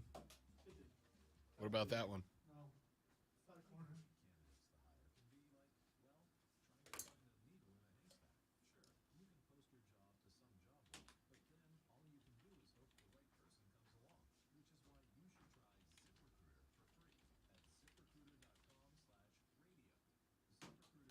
Oh.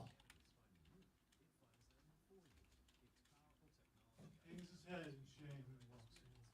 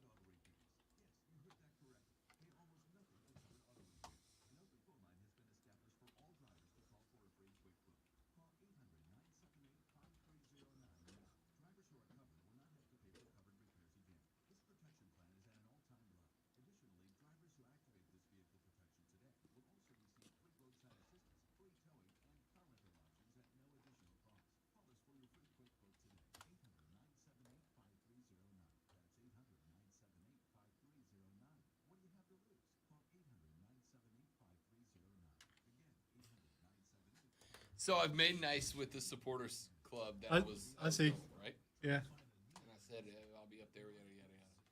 And they said, they said a little let me find the exact tweet. Where'd it go? I'm looking Said at a little banter never hurt anybody, yada, yada, yada. If you come up, the first beer is on us. And Keegan responded with, technically, if we score first, the first beer is on everybody. Everyone knows that Nature Valley Crunchy Bars are, well, crunchy. The danger is that they're also packed with 16 grams of whole grains, ready to help you get out there. Nature Valley, for every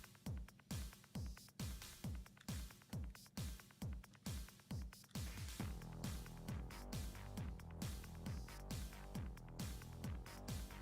Before we got out of here last Friday, we broke down the weekend upcoming in the National Basketball Association. And I talked a little bit about the Dallas Mavericks. I said I like the Mavs, but the Suns were playing good basketball. And I thought, the only guy that's really doing it consistently for Dallas right now is Luka. And I believe Lonzo said Luka ain't enough. Not by himself. Not by himself. Said I thought the Mavericks were done. I thought the Mavericks were getting swept. Maybe they win one at Dallas. Maybe. But I said Suns in 5. Well, ladies and gentlemen, Luka Doncic decided to fly the one-finger salute at your boy, because now the Dallas Mavericks have leveled that series with Phoenix at 2 games a pop. How about it? A 111-101 win. Luka 26. Finally, somebody stepped up as Dorian Finney-Smith dropped 24. You got 18 out of Jalen Brunson and 3 with double figures in Kleber, Burtons, and Spencer Dinwiddie off the bench with 11, 12, and 10, respectively. Dallas finally turned into what Dallas is supposed to be. That is a well-rounded basketball team that does a little bit of anything and everything. But at the same time, as much credit as Dallas deserves for a dub, what the hell, Phoenix? What was that? What was that? Chris Paul, 5 points on 2 of 4 shooting, 5 boards, 7 assists, and fouled out of the game. The point guard fouled out. So, on Friday, we could not give Chris Paul enough credit for what he was doing in the first 2 games, and then he comes out and drops this absolute turd of a game in the most high-pressure game of this series so far. And because it's Twitter, so I don't know if it's recent, there was also a bunch of video out there of him going at it with a fan, too. That is because said fan It looked like a little kid. is a young guy. I'd have said he was probably 17, 18. The young guy was apparently giving Chris Paul's mom hell. And the rumor was that he actually put his hands on Chris Paul's family. Not like a punch. Not like a punch, but like apparently was involved. That Mavericks fan was involved in some type of altercation with them. According to CNN, the game was overshadowed by an incident involving Suns guard Chris Paul's family. ESPN reporter Dave McManaman reported from a source familiar with the situation that Mavs fans allegedly touched Paul's mother and pushed his wife in front of Paul's children. In a video seen on social media, a man wearing a Mavericks jersey, it's not a man, he's a kid, right? Like 17. That's old enough. If you're at a basketball game and you start shoving women, You may not be a man, but you get man consequences. Did they say his name? Because if they didn't say his name, then he's not 18. Right. No. They just call him a fan and a man. I don't care if you're 17. If you push somebody's wife, you're going to catch man consequences. All right? Just is Yeah, what it because is. Chris Paul said, I'll see you later. He said, hey, I'll see you later. I'll see you later, while teammates and team security were stopping him because CP3 was ready to get into the crowd and throw hands with that kid. Which, of course, you pushed his wife, you pushed his mom. See, you pushed the two most important women in his wife on Mother's Day. I'm glad you told the rest of the story, because just looking at it from a social media standpoint, it looked like a kid, and he was going at the kid for no reason. The kid looks dejected in the video, walking away like, why are you coming at me? Because he had courtside seats and he got tossed out of the game because he got into it with CP3's mom and Mrs. CP3. And I got to tell you, Zoe, I don't know if you've ever had a professional athlete threaten to kick your ass before. I have. Michael Strahan did. And do you want to know what I did when Michael Strahan asked me if I wanted to meet him in the hallway? I shut up real quick. What did you do? Haven't I told you that story before? No. I'll tell you that story when we come back. I mean, it's not time for break yet, but remind me to open the segment with it. I'll tell you this story. Michael Strahan in Las Vegas asked if I wanted to step out into the hallway. I'll share that story with you next. But this kid and other Mavs fans apparently got into it with Lady 3 and Mama 3. And CP3 wasn't having it. In a statement to CNN, the Mavs said the Dallas Mavericks are aware of an incident between a fan and the family of Chris Paul. It was unacceptable behavior and will not be tolerated. The Mavericks, along with American Airlines Center, swiftly removed the fan from today's game. Chris Paul said on Twitter,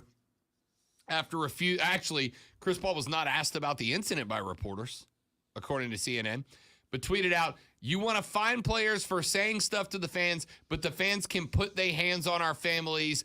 Bleep that." 6 exclamation points. So, you got to ask, did that take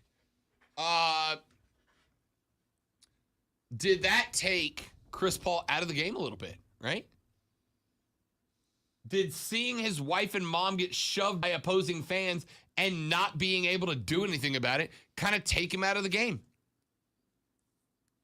Because CP3 was bad in that one. And all of a sudden, the Mavs are back in this. Now, they're back in it and they're going back to Phoenix, right? Best of 3 series, and Phoenix is back to having home court advantage. I still suspect ultimately that the Phoenix Suns are going to put the series away. But they got to have better out of Chris Paul. Just have to. It's not an option. Speaking of last night, 76ers 116-108 winners over the Heat.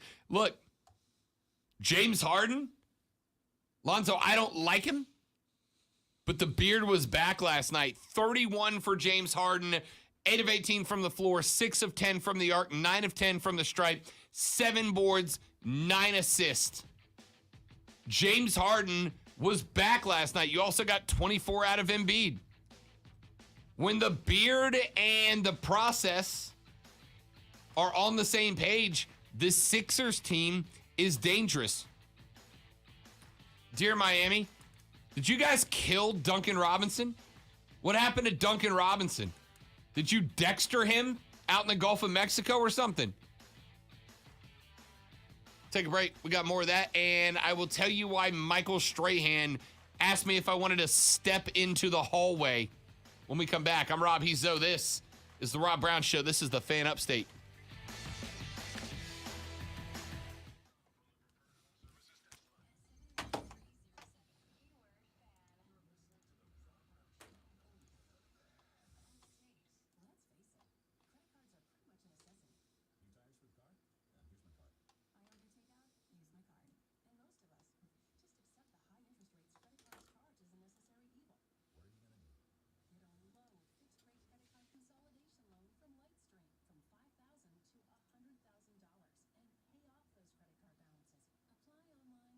doing a CBS Sports Radio update for Vanderbilt.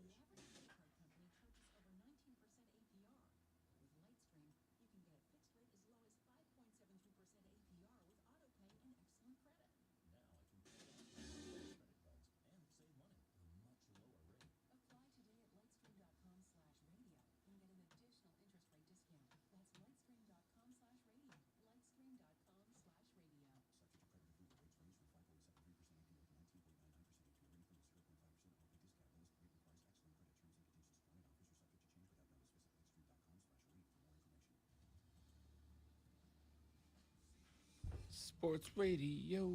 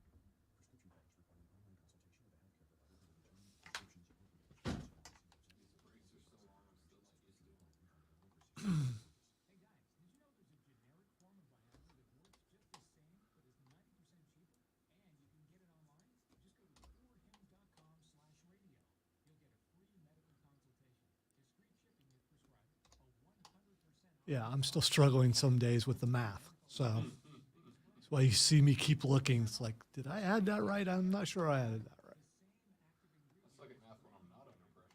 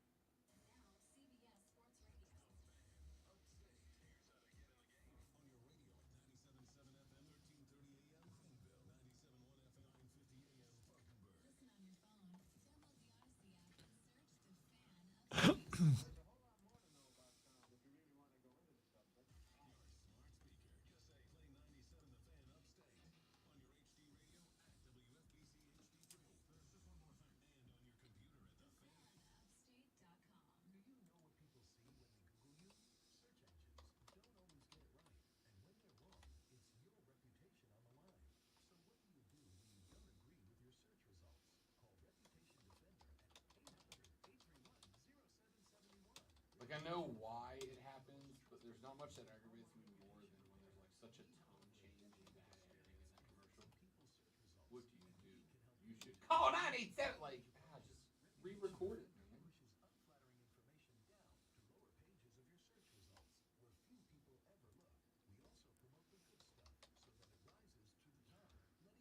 Unless that guy actually really talks that way. I mean, we don't know him, so he could. Probably not, but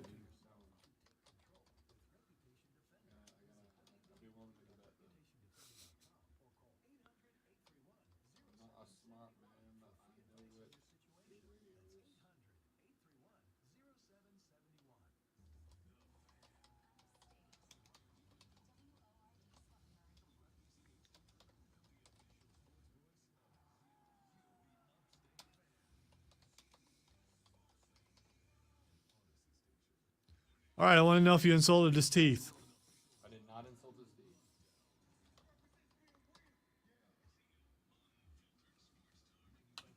Told him he's not really a good talk show host. This was pre him being the host of the Today Show, I think, or right at the beginning. The third, the fight of the best, the money hour of the Rob Brown Show goes right now. This is the Fan Upstate. Hello, ladies and gentlemen. Welcome back. I am Rob Brown.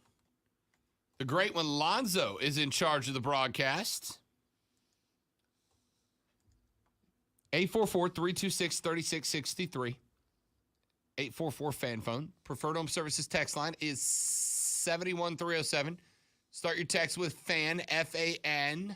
We'll read them on the air. FAN, F-A-N. Texter says, horses, herpes, and hotties, not hotties. Is the Rob Brown Show? Is this the Rob Brown Show or The View? One of us is extremely offended right now.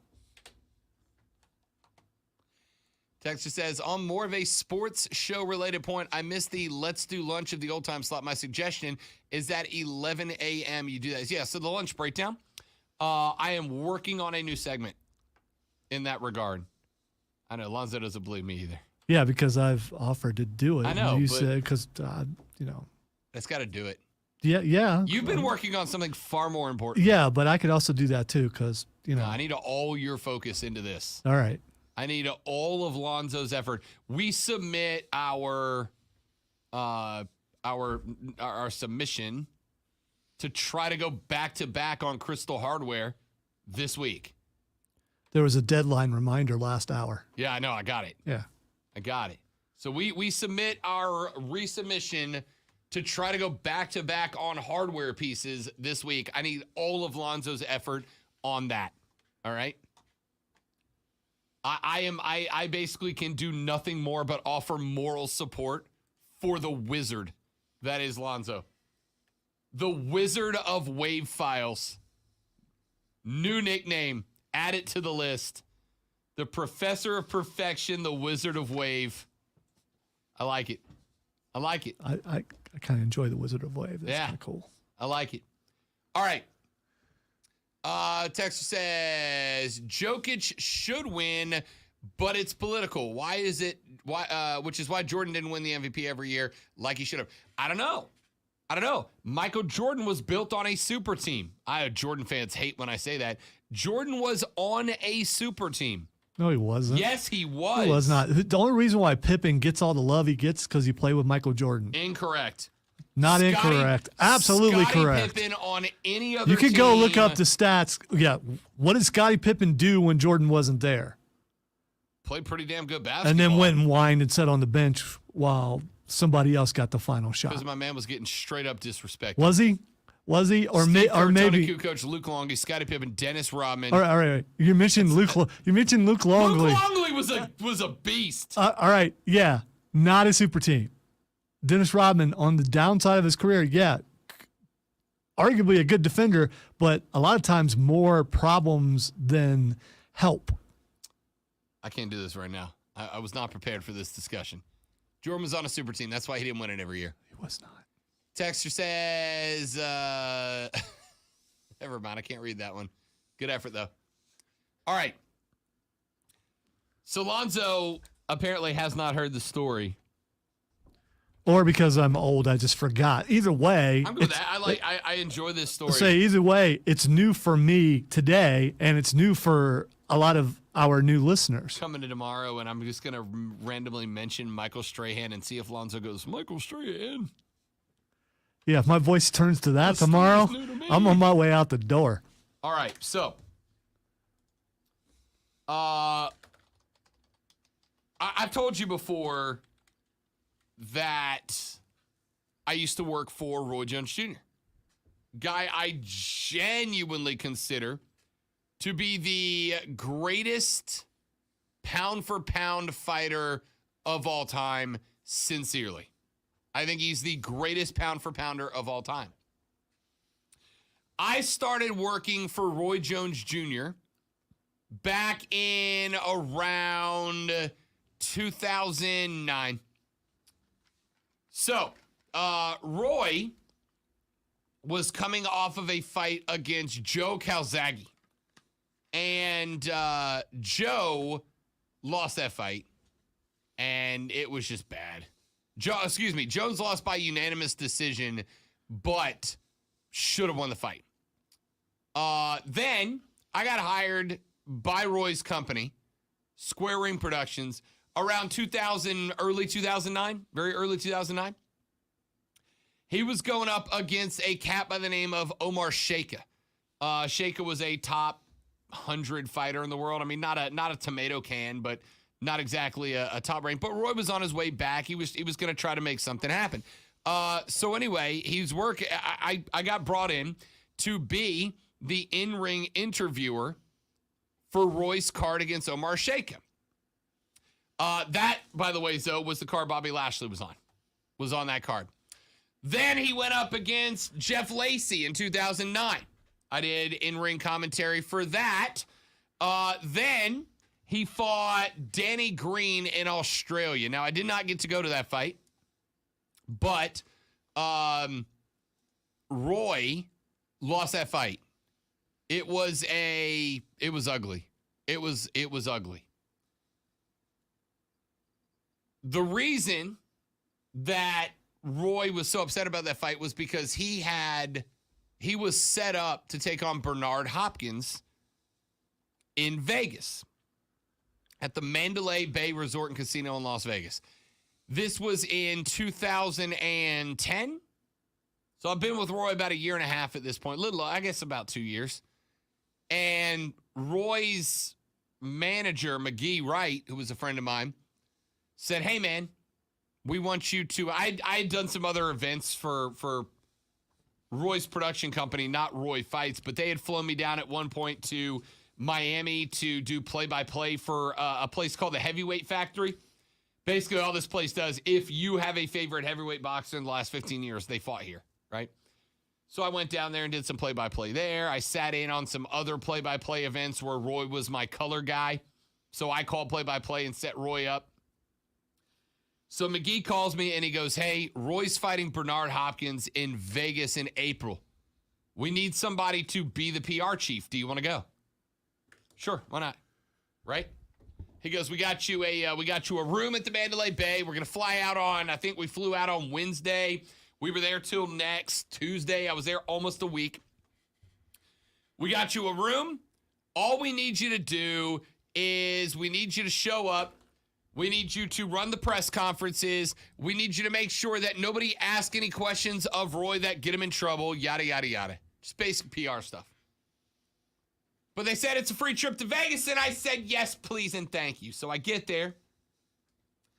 I got like 3 days of work before a fight. I want to say it was like a Sunday night fight, maybe Saturday. Sunday night, I don't remember.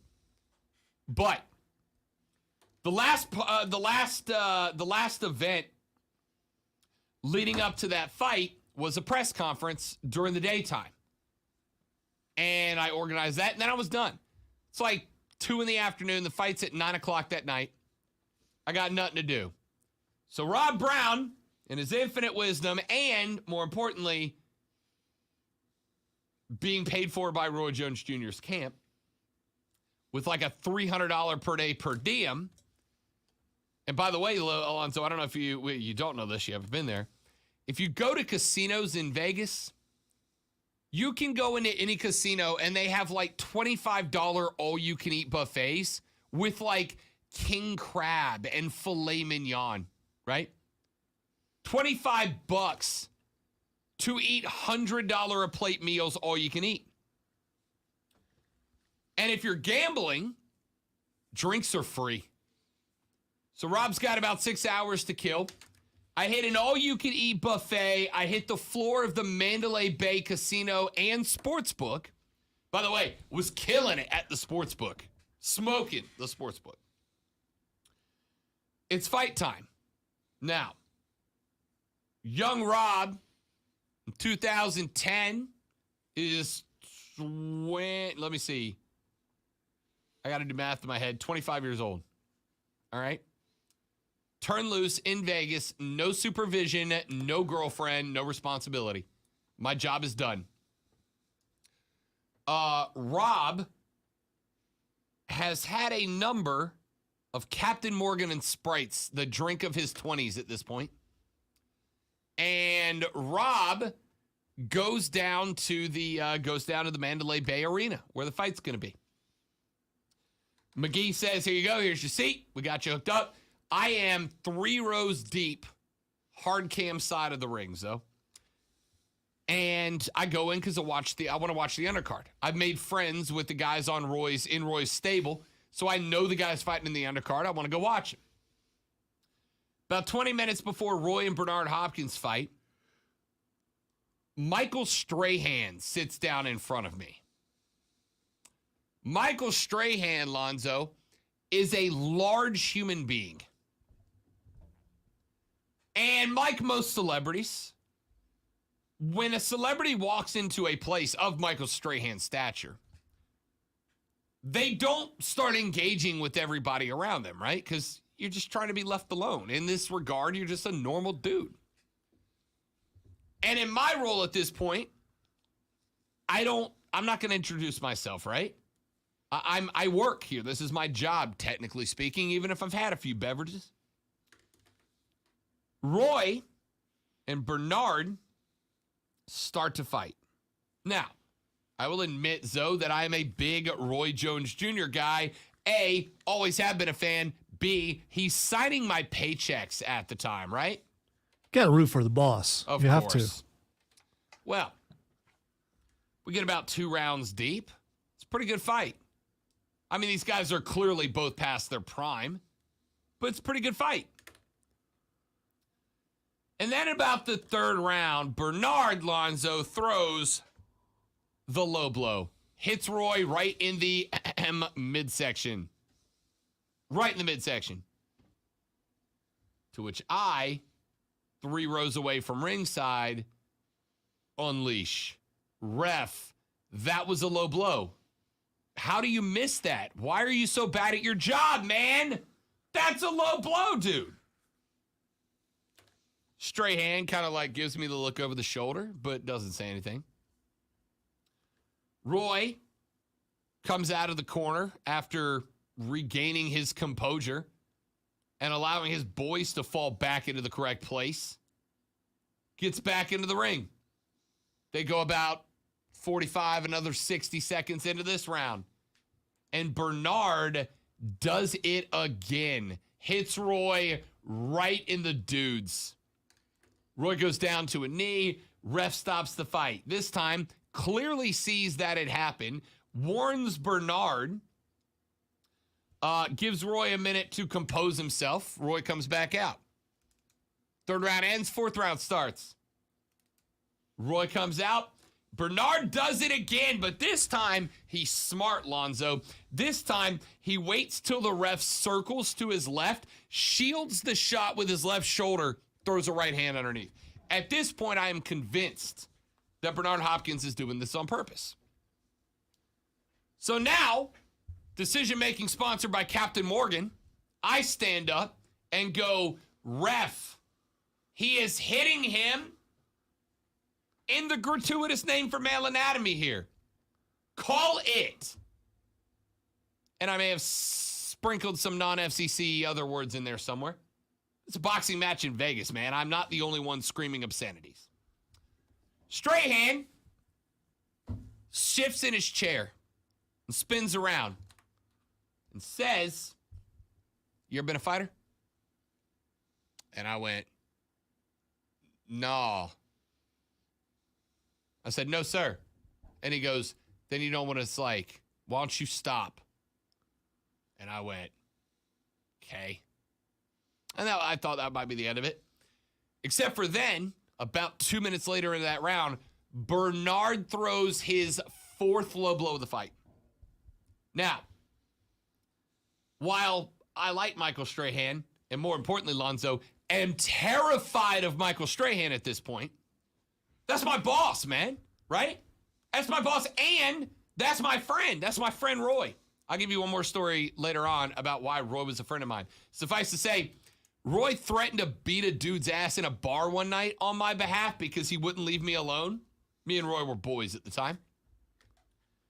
So, Roy gets hit for the 4th time in the junk. I stand up, and I'm like, ref, you are this. I'm giving him the business, dude. Like, drunk NHL fans giving ref the business at the boxing match.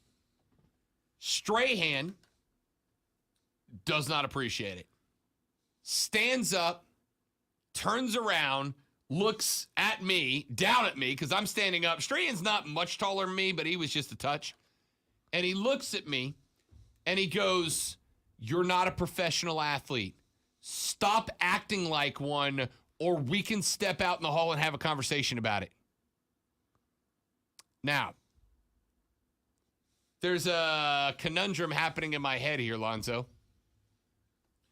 Because on one hand, I don't feel like I need to shut up just because Michael Strahan said so. But on the other hand, I very much feel like I should shut up because Michael Strahan said so. So I said, do you not see him hitting Roy below the belt? And he goes, is that what's happening? Or do you just not know what you're talking about? Oh, I'm a little offended by this, Zoe. Because I do know what I'm talking about. Because I've been working for the greatest pound-for-pound boxer of all time for 2 years. Because I have been calling up boxing play-by-play for 2 years. Yeah, no, Mike, I do know what I'm talking about. And it kind of infuriated me a little bit. As this happens, for the first time that night, they had not jumbotrons, but like big screens up in the 4 corners of the arena. And they had not been on. They had just been having like the logo of the fight rotating, you know, like a screensaver. As Strahan is telling me, you don't know what you're talking about. And do you want to step out into the hallway? For the first time, these screens turn on, Zoe.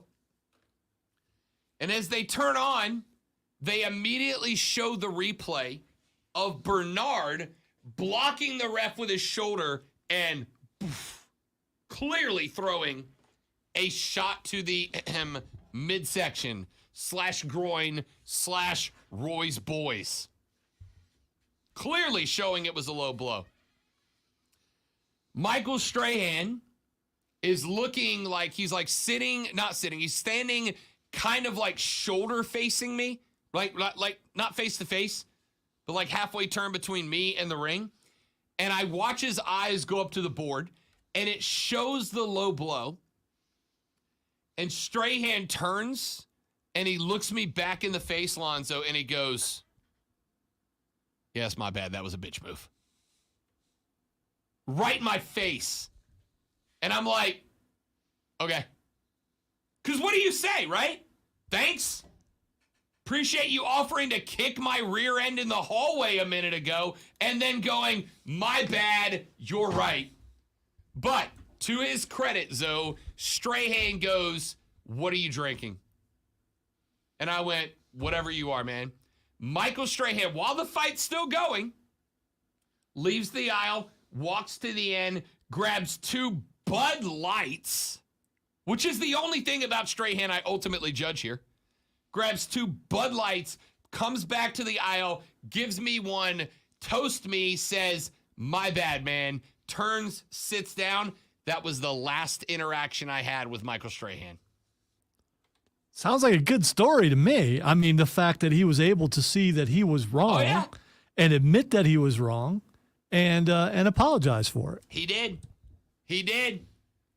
He called it a B move, apologized to me, bought me a beer, toasted me with that beer, and then never talked to me the rest of the night, which I get. You want to know the best part of that story, Lonzo? I ended up in a club that night drinking with Flava Flav. That's the story everybody I don't really know wants. that could really have a bad ending.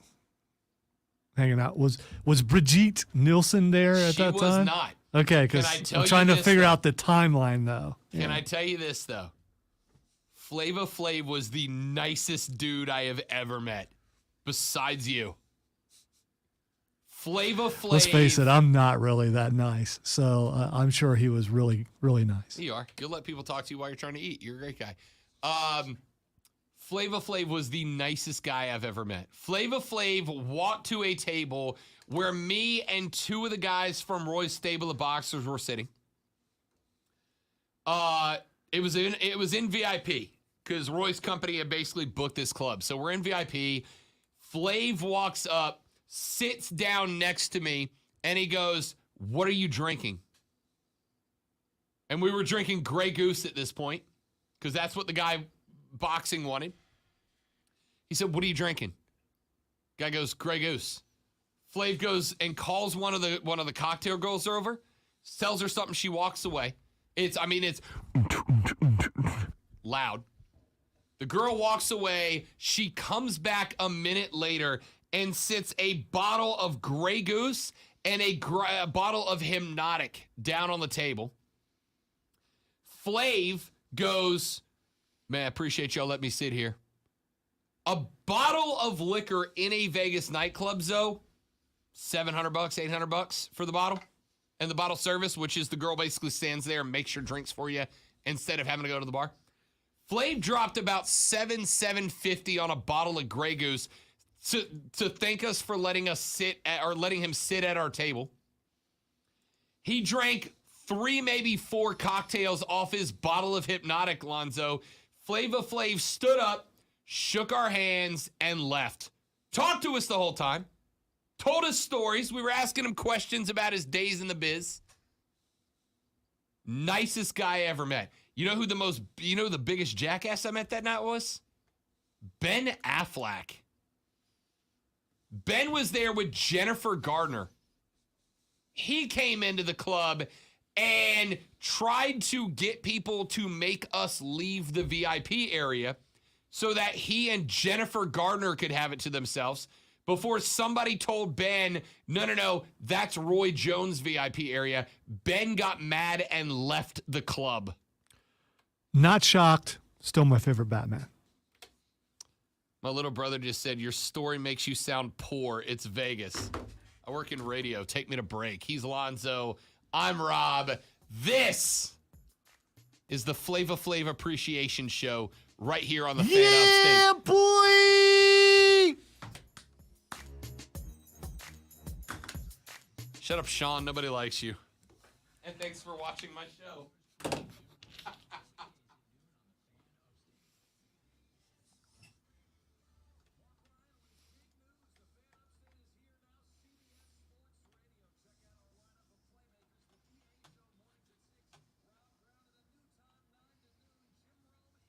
What can I say? He didn't do it, so I had to.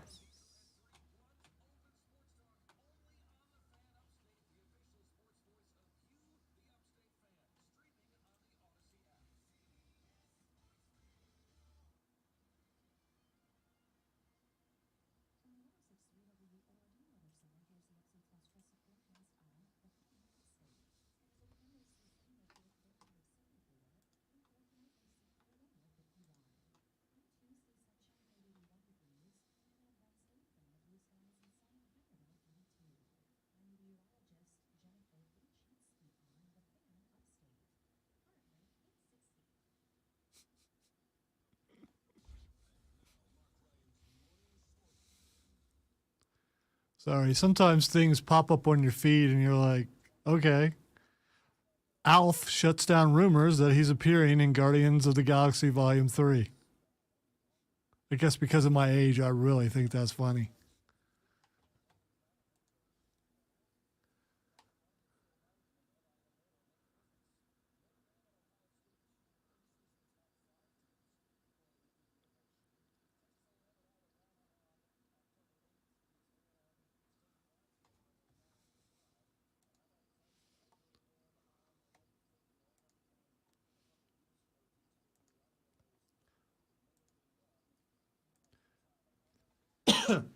thing is, I'll bring that up on my show Saturday, and I'm the only one who knows who it is. So do you play to the room or do you play to the audience? You play to the audience. And then make fun of the room.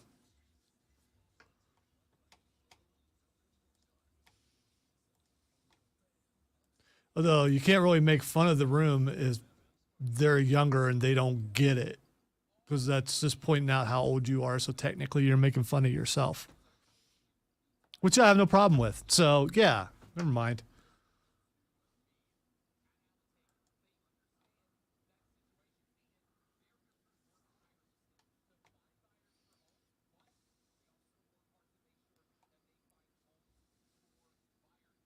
Now the question is, does Rob know who Alf is?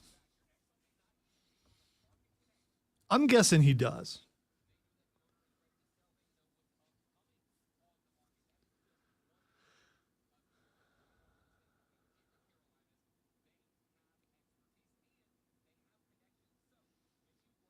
I'm also thinking he may be lost.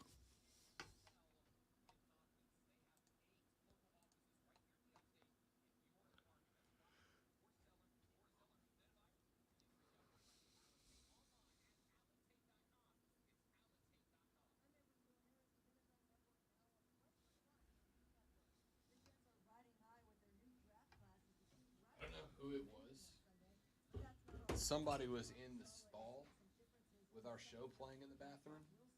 Well, I'm the one who put the show on in there. So, Well, your yeah boy made someone have a good laugh while they were pooping. So good on you, making their day better. I hope it made the ride smooth for them.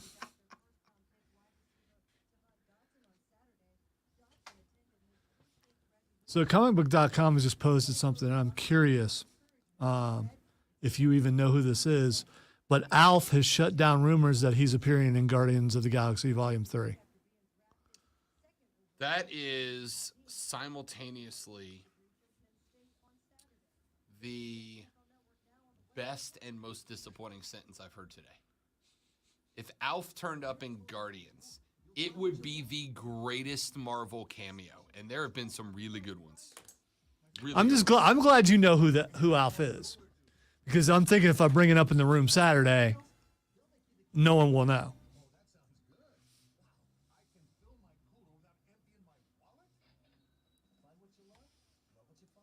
Does he? If he shows up, even though he's denied it, because we've heard people deny things before, like Tobey Maguire and and Andrew Garfield both denied. If he shows up, does he actually speak? Does he have to speak for it to Yes. be an effective cameo? So he can't just be in the background, like when Howard the Duck was in the case in the collector's thing.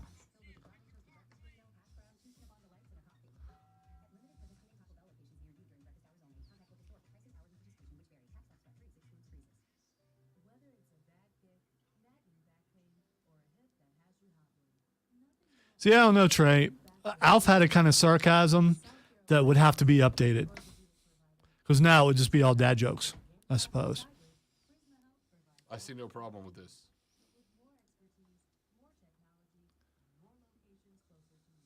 And the fact that he ate cats, if I recall, that would be frowned upon.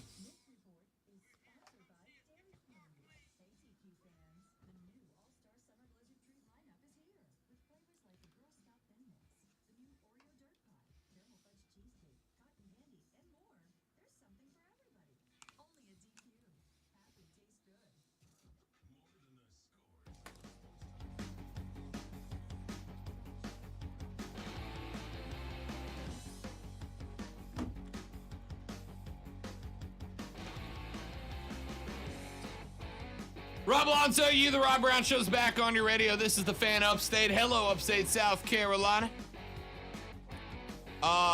Zoe, real short segment here, so I'm going to ask you this question. Let's say I was going to give you lots of money, and the way that you needed to get the money was I needed you to get some sort of message out in front of the largest possible group of sports fans. And you had to do it like protest style, right? If I had to ask you the list of sports that you would do a public protest at in order to get your message to the most people, what sports would you pick? First of all, it depends on the message because you want to know certain messages work better Let's just with say it's certain audiences. Just generic. Just generic. Sorry, I'm overthinking, but it's what I do. Yeah, I know. We've met. Just a generic message that I need you to put it in front of as many. I don't need you to get people to react to it. For the Just world see or it. for the United States? Let's go U.S. Okay, for U.S., I'm going football. Football 1, I Right. think is the correct answer. Assuming we're talking like NFL. Yeah. Right. Yeah. Well, even some college games too. I mean, we'll say Ohio State's playing Michigan and I want to get my message out. Although that doesn't necessarily go to everybody. So probably the NFL is probably the better bet. Okay. Especially if it was a Super Bowl. Yeah. Of course, that covers more than the Sure. United Big States. playoff games, etc. All good answers. Lonzo, can I tell you what sport I would not do that at? What sport I would not actively charge the playing surface? Oh, there's a couple, but yeah. Oh, no, there's one. UFC fights. Yeah, you probably don't want to do that there. And I would throw wrestling in there as a close second because we've seen people get the mess beat out of them. And then maybe, stand-up comedians. Yeah. But, Except for it happened at UFC 274. I must have missed that part. Well, I'm sure that they did their best not to show it. A woman ran from the stands and leaped onto the stage a few seconds after Charles Oliveira submitted Justin Gate. What a disappointment, by the way, in the first round. Started to climb the side of the cage, but was immediately tackled off of it and slammed to the concrete several feet below the stage Okay, so by a security guard. This explains something because they did a hard cutaway on the camera. I'm There like, it what is. is going on? Why did they do that? And it made me think it was something to do with Gaethje or something. And okay, all right. Nope. A woman thought, I need to get my message seen. Best way to do that? Charge the most violent place in America, a UFC octagon. What? How dense do you have to be? And you especially don't do it now after Chappelle last week, Yeah. which was everywhere. Because every security guard in America is on heightened alert right now. And they're like, okay, we'll see And I what got free reign to whoop that ass. Chappelle's boys did. Yeah. Let's see what we can do. Chappelle's boys took that. I showed Chris the picture of that dude's arm today, and Chris went, huh? Like, yeah. My dude's arm was put on backwards, all right? Every security guard in America is on high alert right now, and they know that they have free reign to beat you into submission under the guise of self-defense, right? How dumb do you have to be to think the correct decision to get your message across is to charge a UFC octagon? So That's last place. So alcohol, I kind of understand, still stupid, but something's influencing your actions. So this was just on protest. Do we know what she was protesting? Not yet. So she didn't even get her message And I gotta out. tell She just you- got beat up. After she got tackled off the cage and fell 9 feet down to a concrete floor with a security guard on top of her, Zoe, I'm not sure she knows what she's protesting anymore. Nor her name, or what day of the week it is, or what number of fingers I'm holding up. Look, if you're going to protest, just think it out. That's all I'm saying. Just think it out. Charging a UFC ring. All right, here's another story from last week that I did not get a chance to get into, but I want to now. If you missed it, late last week, the Arizona Diamondbacks were in a game, and Madison Bumgarner, yes, they do, Lonzo, call him Mad Bum. Mad Bum. Mad Bum was pitching. There was a first base umpire named Dan Bellino. Now, what have I said about umpires whose names we know? It's not good that we know their name. Correct. If you're an umpire and I know your name, you're bad at your job. You just are. You're just bad at your job. Now, umpiring is really, really, really, really, really hard. Really hard. I have done it at a high school level, and it was hard at that point. Yeah. However, this guy, Lonzo, this guy went above and beyond even Angel Hernandez levels of stupid. So, the Diamondbacks, Mad Bum, gave up a leadoff home run to the Marlins' John Birdie in the first inning Wednesday. Then he retired the next three batters, 1-0. As he was walking to the dugout, the veteran lefty gestured with his arm before holding his hand out for Bellino to take a look. Bumgarner said something to Bellino as the check was ending, and then the umpire ejected him. Now, I have gone back and I have watched that film multiple times. Here's what it came down to. Dan Bellino got offended that Mad Bum had words for the behind-the-dish umpire. As Mad Bum was approaching the first base umpire, Dan Bellino, I'm gonna illustrate here for Lonzo because I need Lonzo to get it. Bellino did this to him, Lonzo.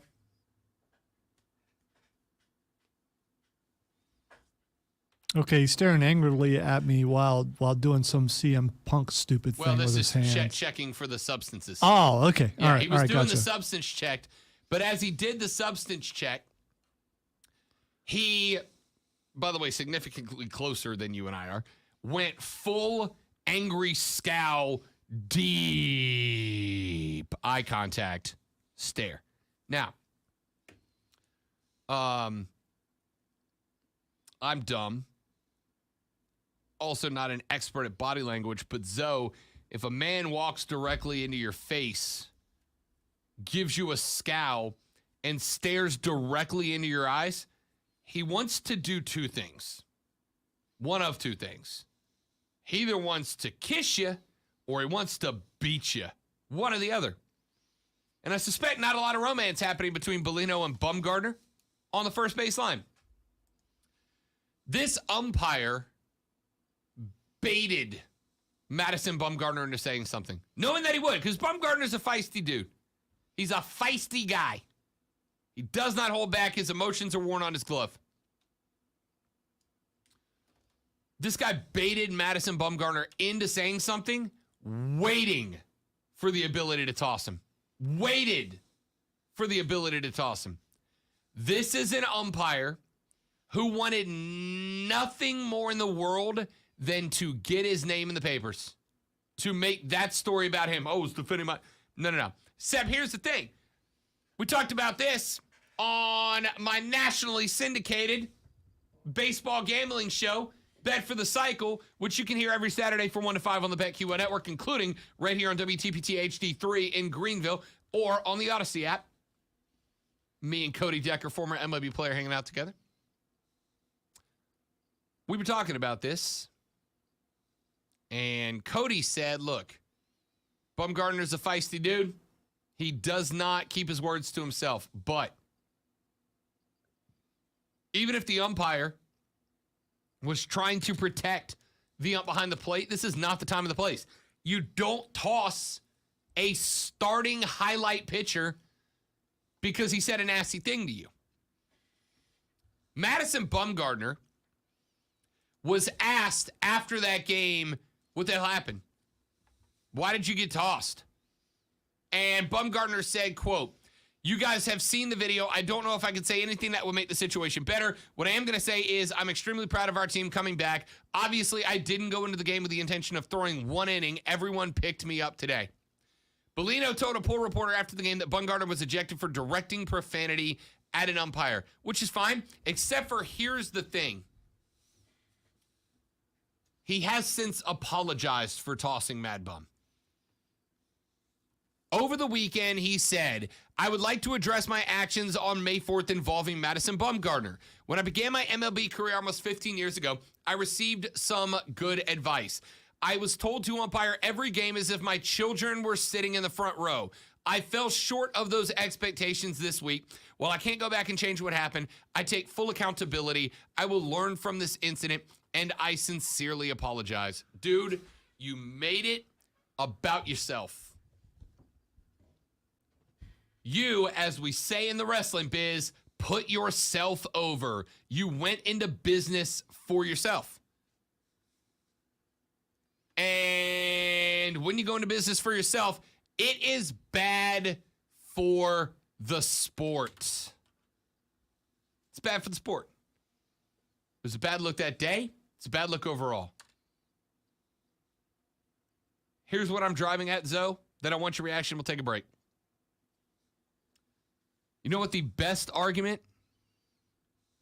for not going to robo-umps would be? Less of this. Less of this. All I need you to do is call balls and strikes out and safe. But it seems like 3 times a week, we've got some umpire like this guy who's like, I feel like my name should be on the paper. Yeah, I'd rather have an umpire looking at me angrily than an artificial intelligence deciding, hey, you are the enemy, and shooting lasers out their eyes and burning my face off.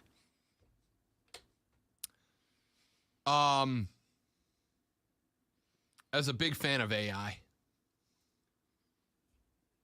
give me automated balls and strikes. Give me video determination of out and safe. Let's just make it easy. Texter says, baseball umps are such marks for themselves. They are. Nobody pops for an umpire like an umpire. Listen. I'm not defending him, but apology's not enough. I mean, dude realized that he did the wrong thing, and he's apologizing. Yeah. That's like if dude on DUI number 5 goes into court and goes, I'm really sorry, Your Honor. That's not the same thing. Don't do that. If a guy walked up and hit you in the face 5 times and after the 5th time he apologized, would you be like, oh, that's fine, man. You're bad. I get it. No, you'd be like, screw that. All right, Stop doing it. Not trying to be tough here or anything, but you wouldn't get number 5. I'd knock you out of number 2. You're right, because he'd be incarcerated. Because I would immediately call the authorities, and they would come and haul him off to where he belongs, prison. That's right. Umpires, just stop. Just call the game. Listen, I'll say this, and then I'll take a break. I watch Parks and Rec all the time, right? One of my favorite shows. There's an episode where Leslie Knope, who's on the city council, she flies to Europe to accept an award, and she meets all these people, including a character played by Heidi Klum, who were talking about how their communities love her and they think she's great and they appreciate her work as a city councilperson. And she goes back to Pawnee, Indiana. She gets back, and all the people there are just ribbing her, or just giving her crap, and it's never good enough. It's always bad. We're gonna vote you out. And she goes to Ron Swanson, played by Nick Offerman, greatest character on TV. And she says, I just don't understand why nobody likes me. And Nick Offerman says, don't be surprised when you do a thankless job and don't get thanked for it. Umpires, you have signed up to get paid good money to do a thankless job. You are not the celebrities. We don't care about you. We didn't come to see you. We didn't come to watch you. We didn't come for you to be a part of the game. If you make yourself part of the game, you're wrong. Back after this on the Rob Brown Show. Rob Alonso, it's the Fan Upstate.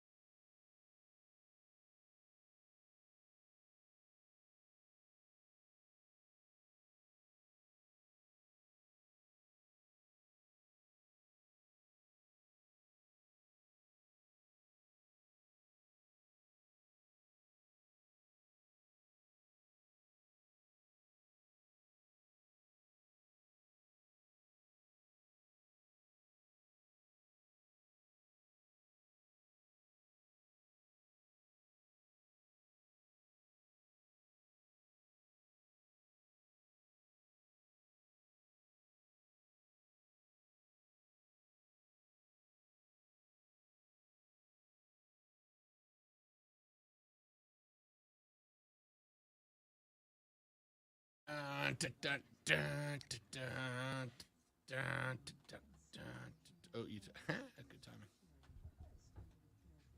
Nailed it. That guy that said, I hope your 5 listeners tune in, is sending him back pictures of our trophy and Sports Talk Show of the Year certificate. Is that too much? Or is that just the right amount? I thought you guys had already glossed it over and everything's good now. No, I did with this supporters account, but not that guy. That guy was making it personal. Do you want to come down to his level? If you do, then absolutely, then it's okay. Yes. Yeah, for sure.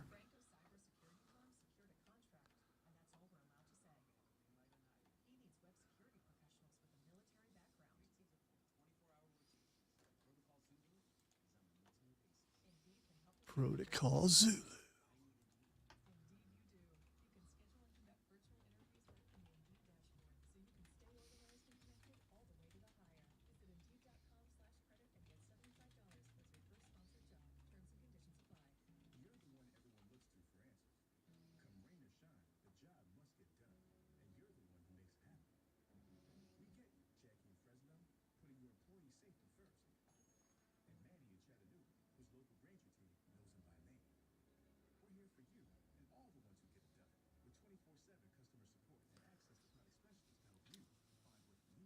So my son and one of his coworkers are having an argument about whether we live on a compound or not. And I'm like, no, you're wrong. We live on a compound.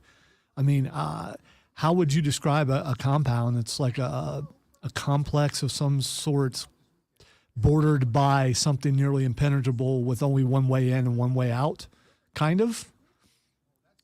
I mean, yeah, you can get out of where we are, but you're going to have to travel some forest land before you get out. Some wildlands. Yes, you are. Before we were done, he realized, yes, we live on a compound. And it's the other thing that makes it a compound is it's family owned. So there's like a combination of like, I would say that would be the number one thing. Yeah. There's like 7 homes there, all owned by one family. So yeah, it's a compound. All right, time for Twitter Trending Topics, where I tell Rob what is trending in the world, the entire world, not just part of the world, but the entire world. The first thing that's trending is Colombia. Like ours? Yes. I got nothing. Well, as a certain person who just made it into the Rock and Roll Hall of Fame earlier in the week, no. Oh, okay. I feel the earth move under my feet. You feel the sky come tumbling down, tumbling down. Earthquakes in Colombia. Oh, literally? Yes. I was like, yes. didn't. It was, I think, a 3.3 or something like that. I was like, I'm pretty sure Carole King's not from Colombia, but I've been wrong before. I don't believe that she is, no. But but yeah, there's an earthquake. Earthquake in Colombia. When did this happen? Like while we're on the air? Like recently? No, it was like last night. Yeah. I did not know that. So, yeah, I'm looking right now, and let's see. Ben Portnoy from the state said, am I losing my mind, or was there just an earthquake in Colombia? I suppose these things aren't mutually exclusive. I respect that. We had one here, though, like a year and a half ago, like a little baby tremor, but I slept through it. I was at the old Casa de Love. I took a nap.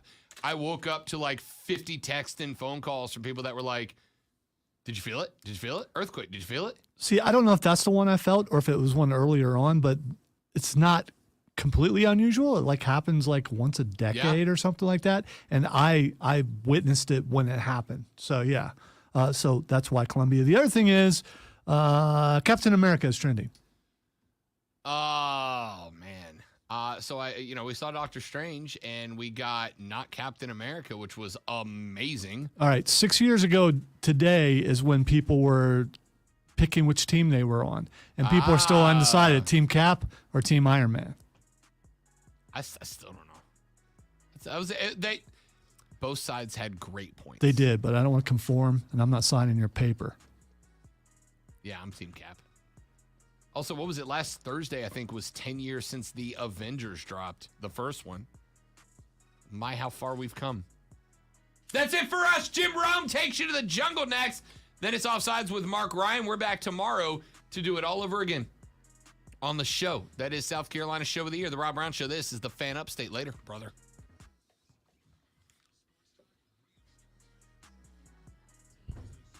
Thanks for watching stream. See you.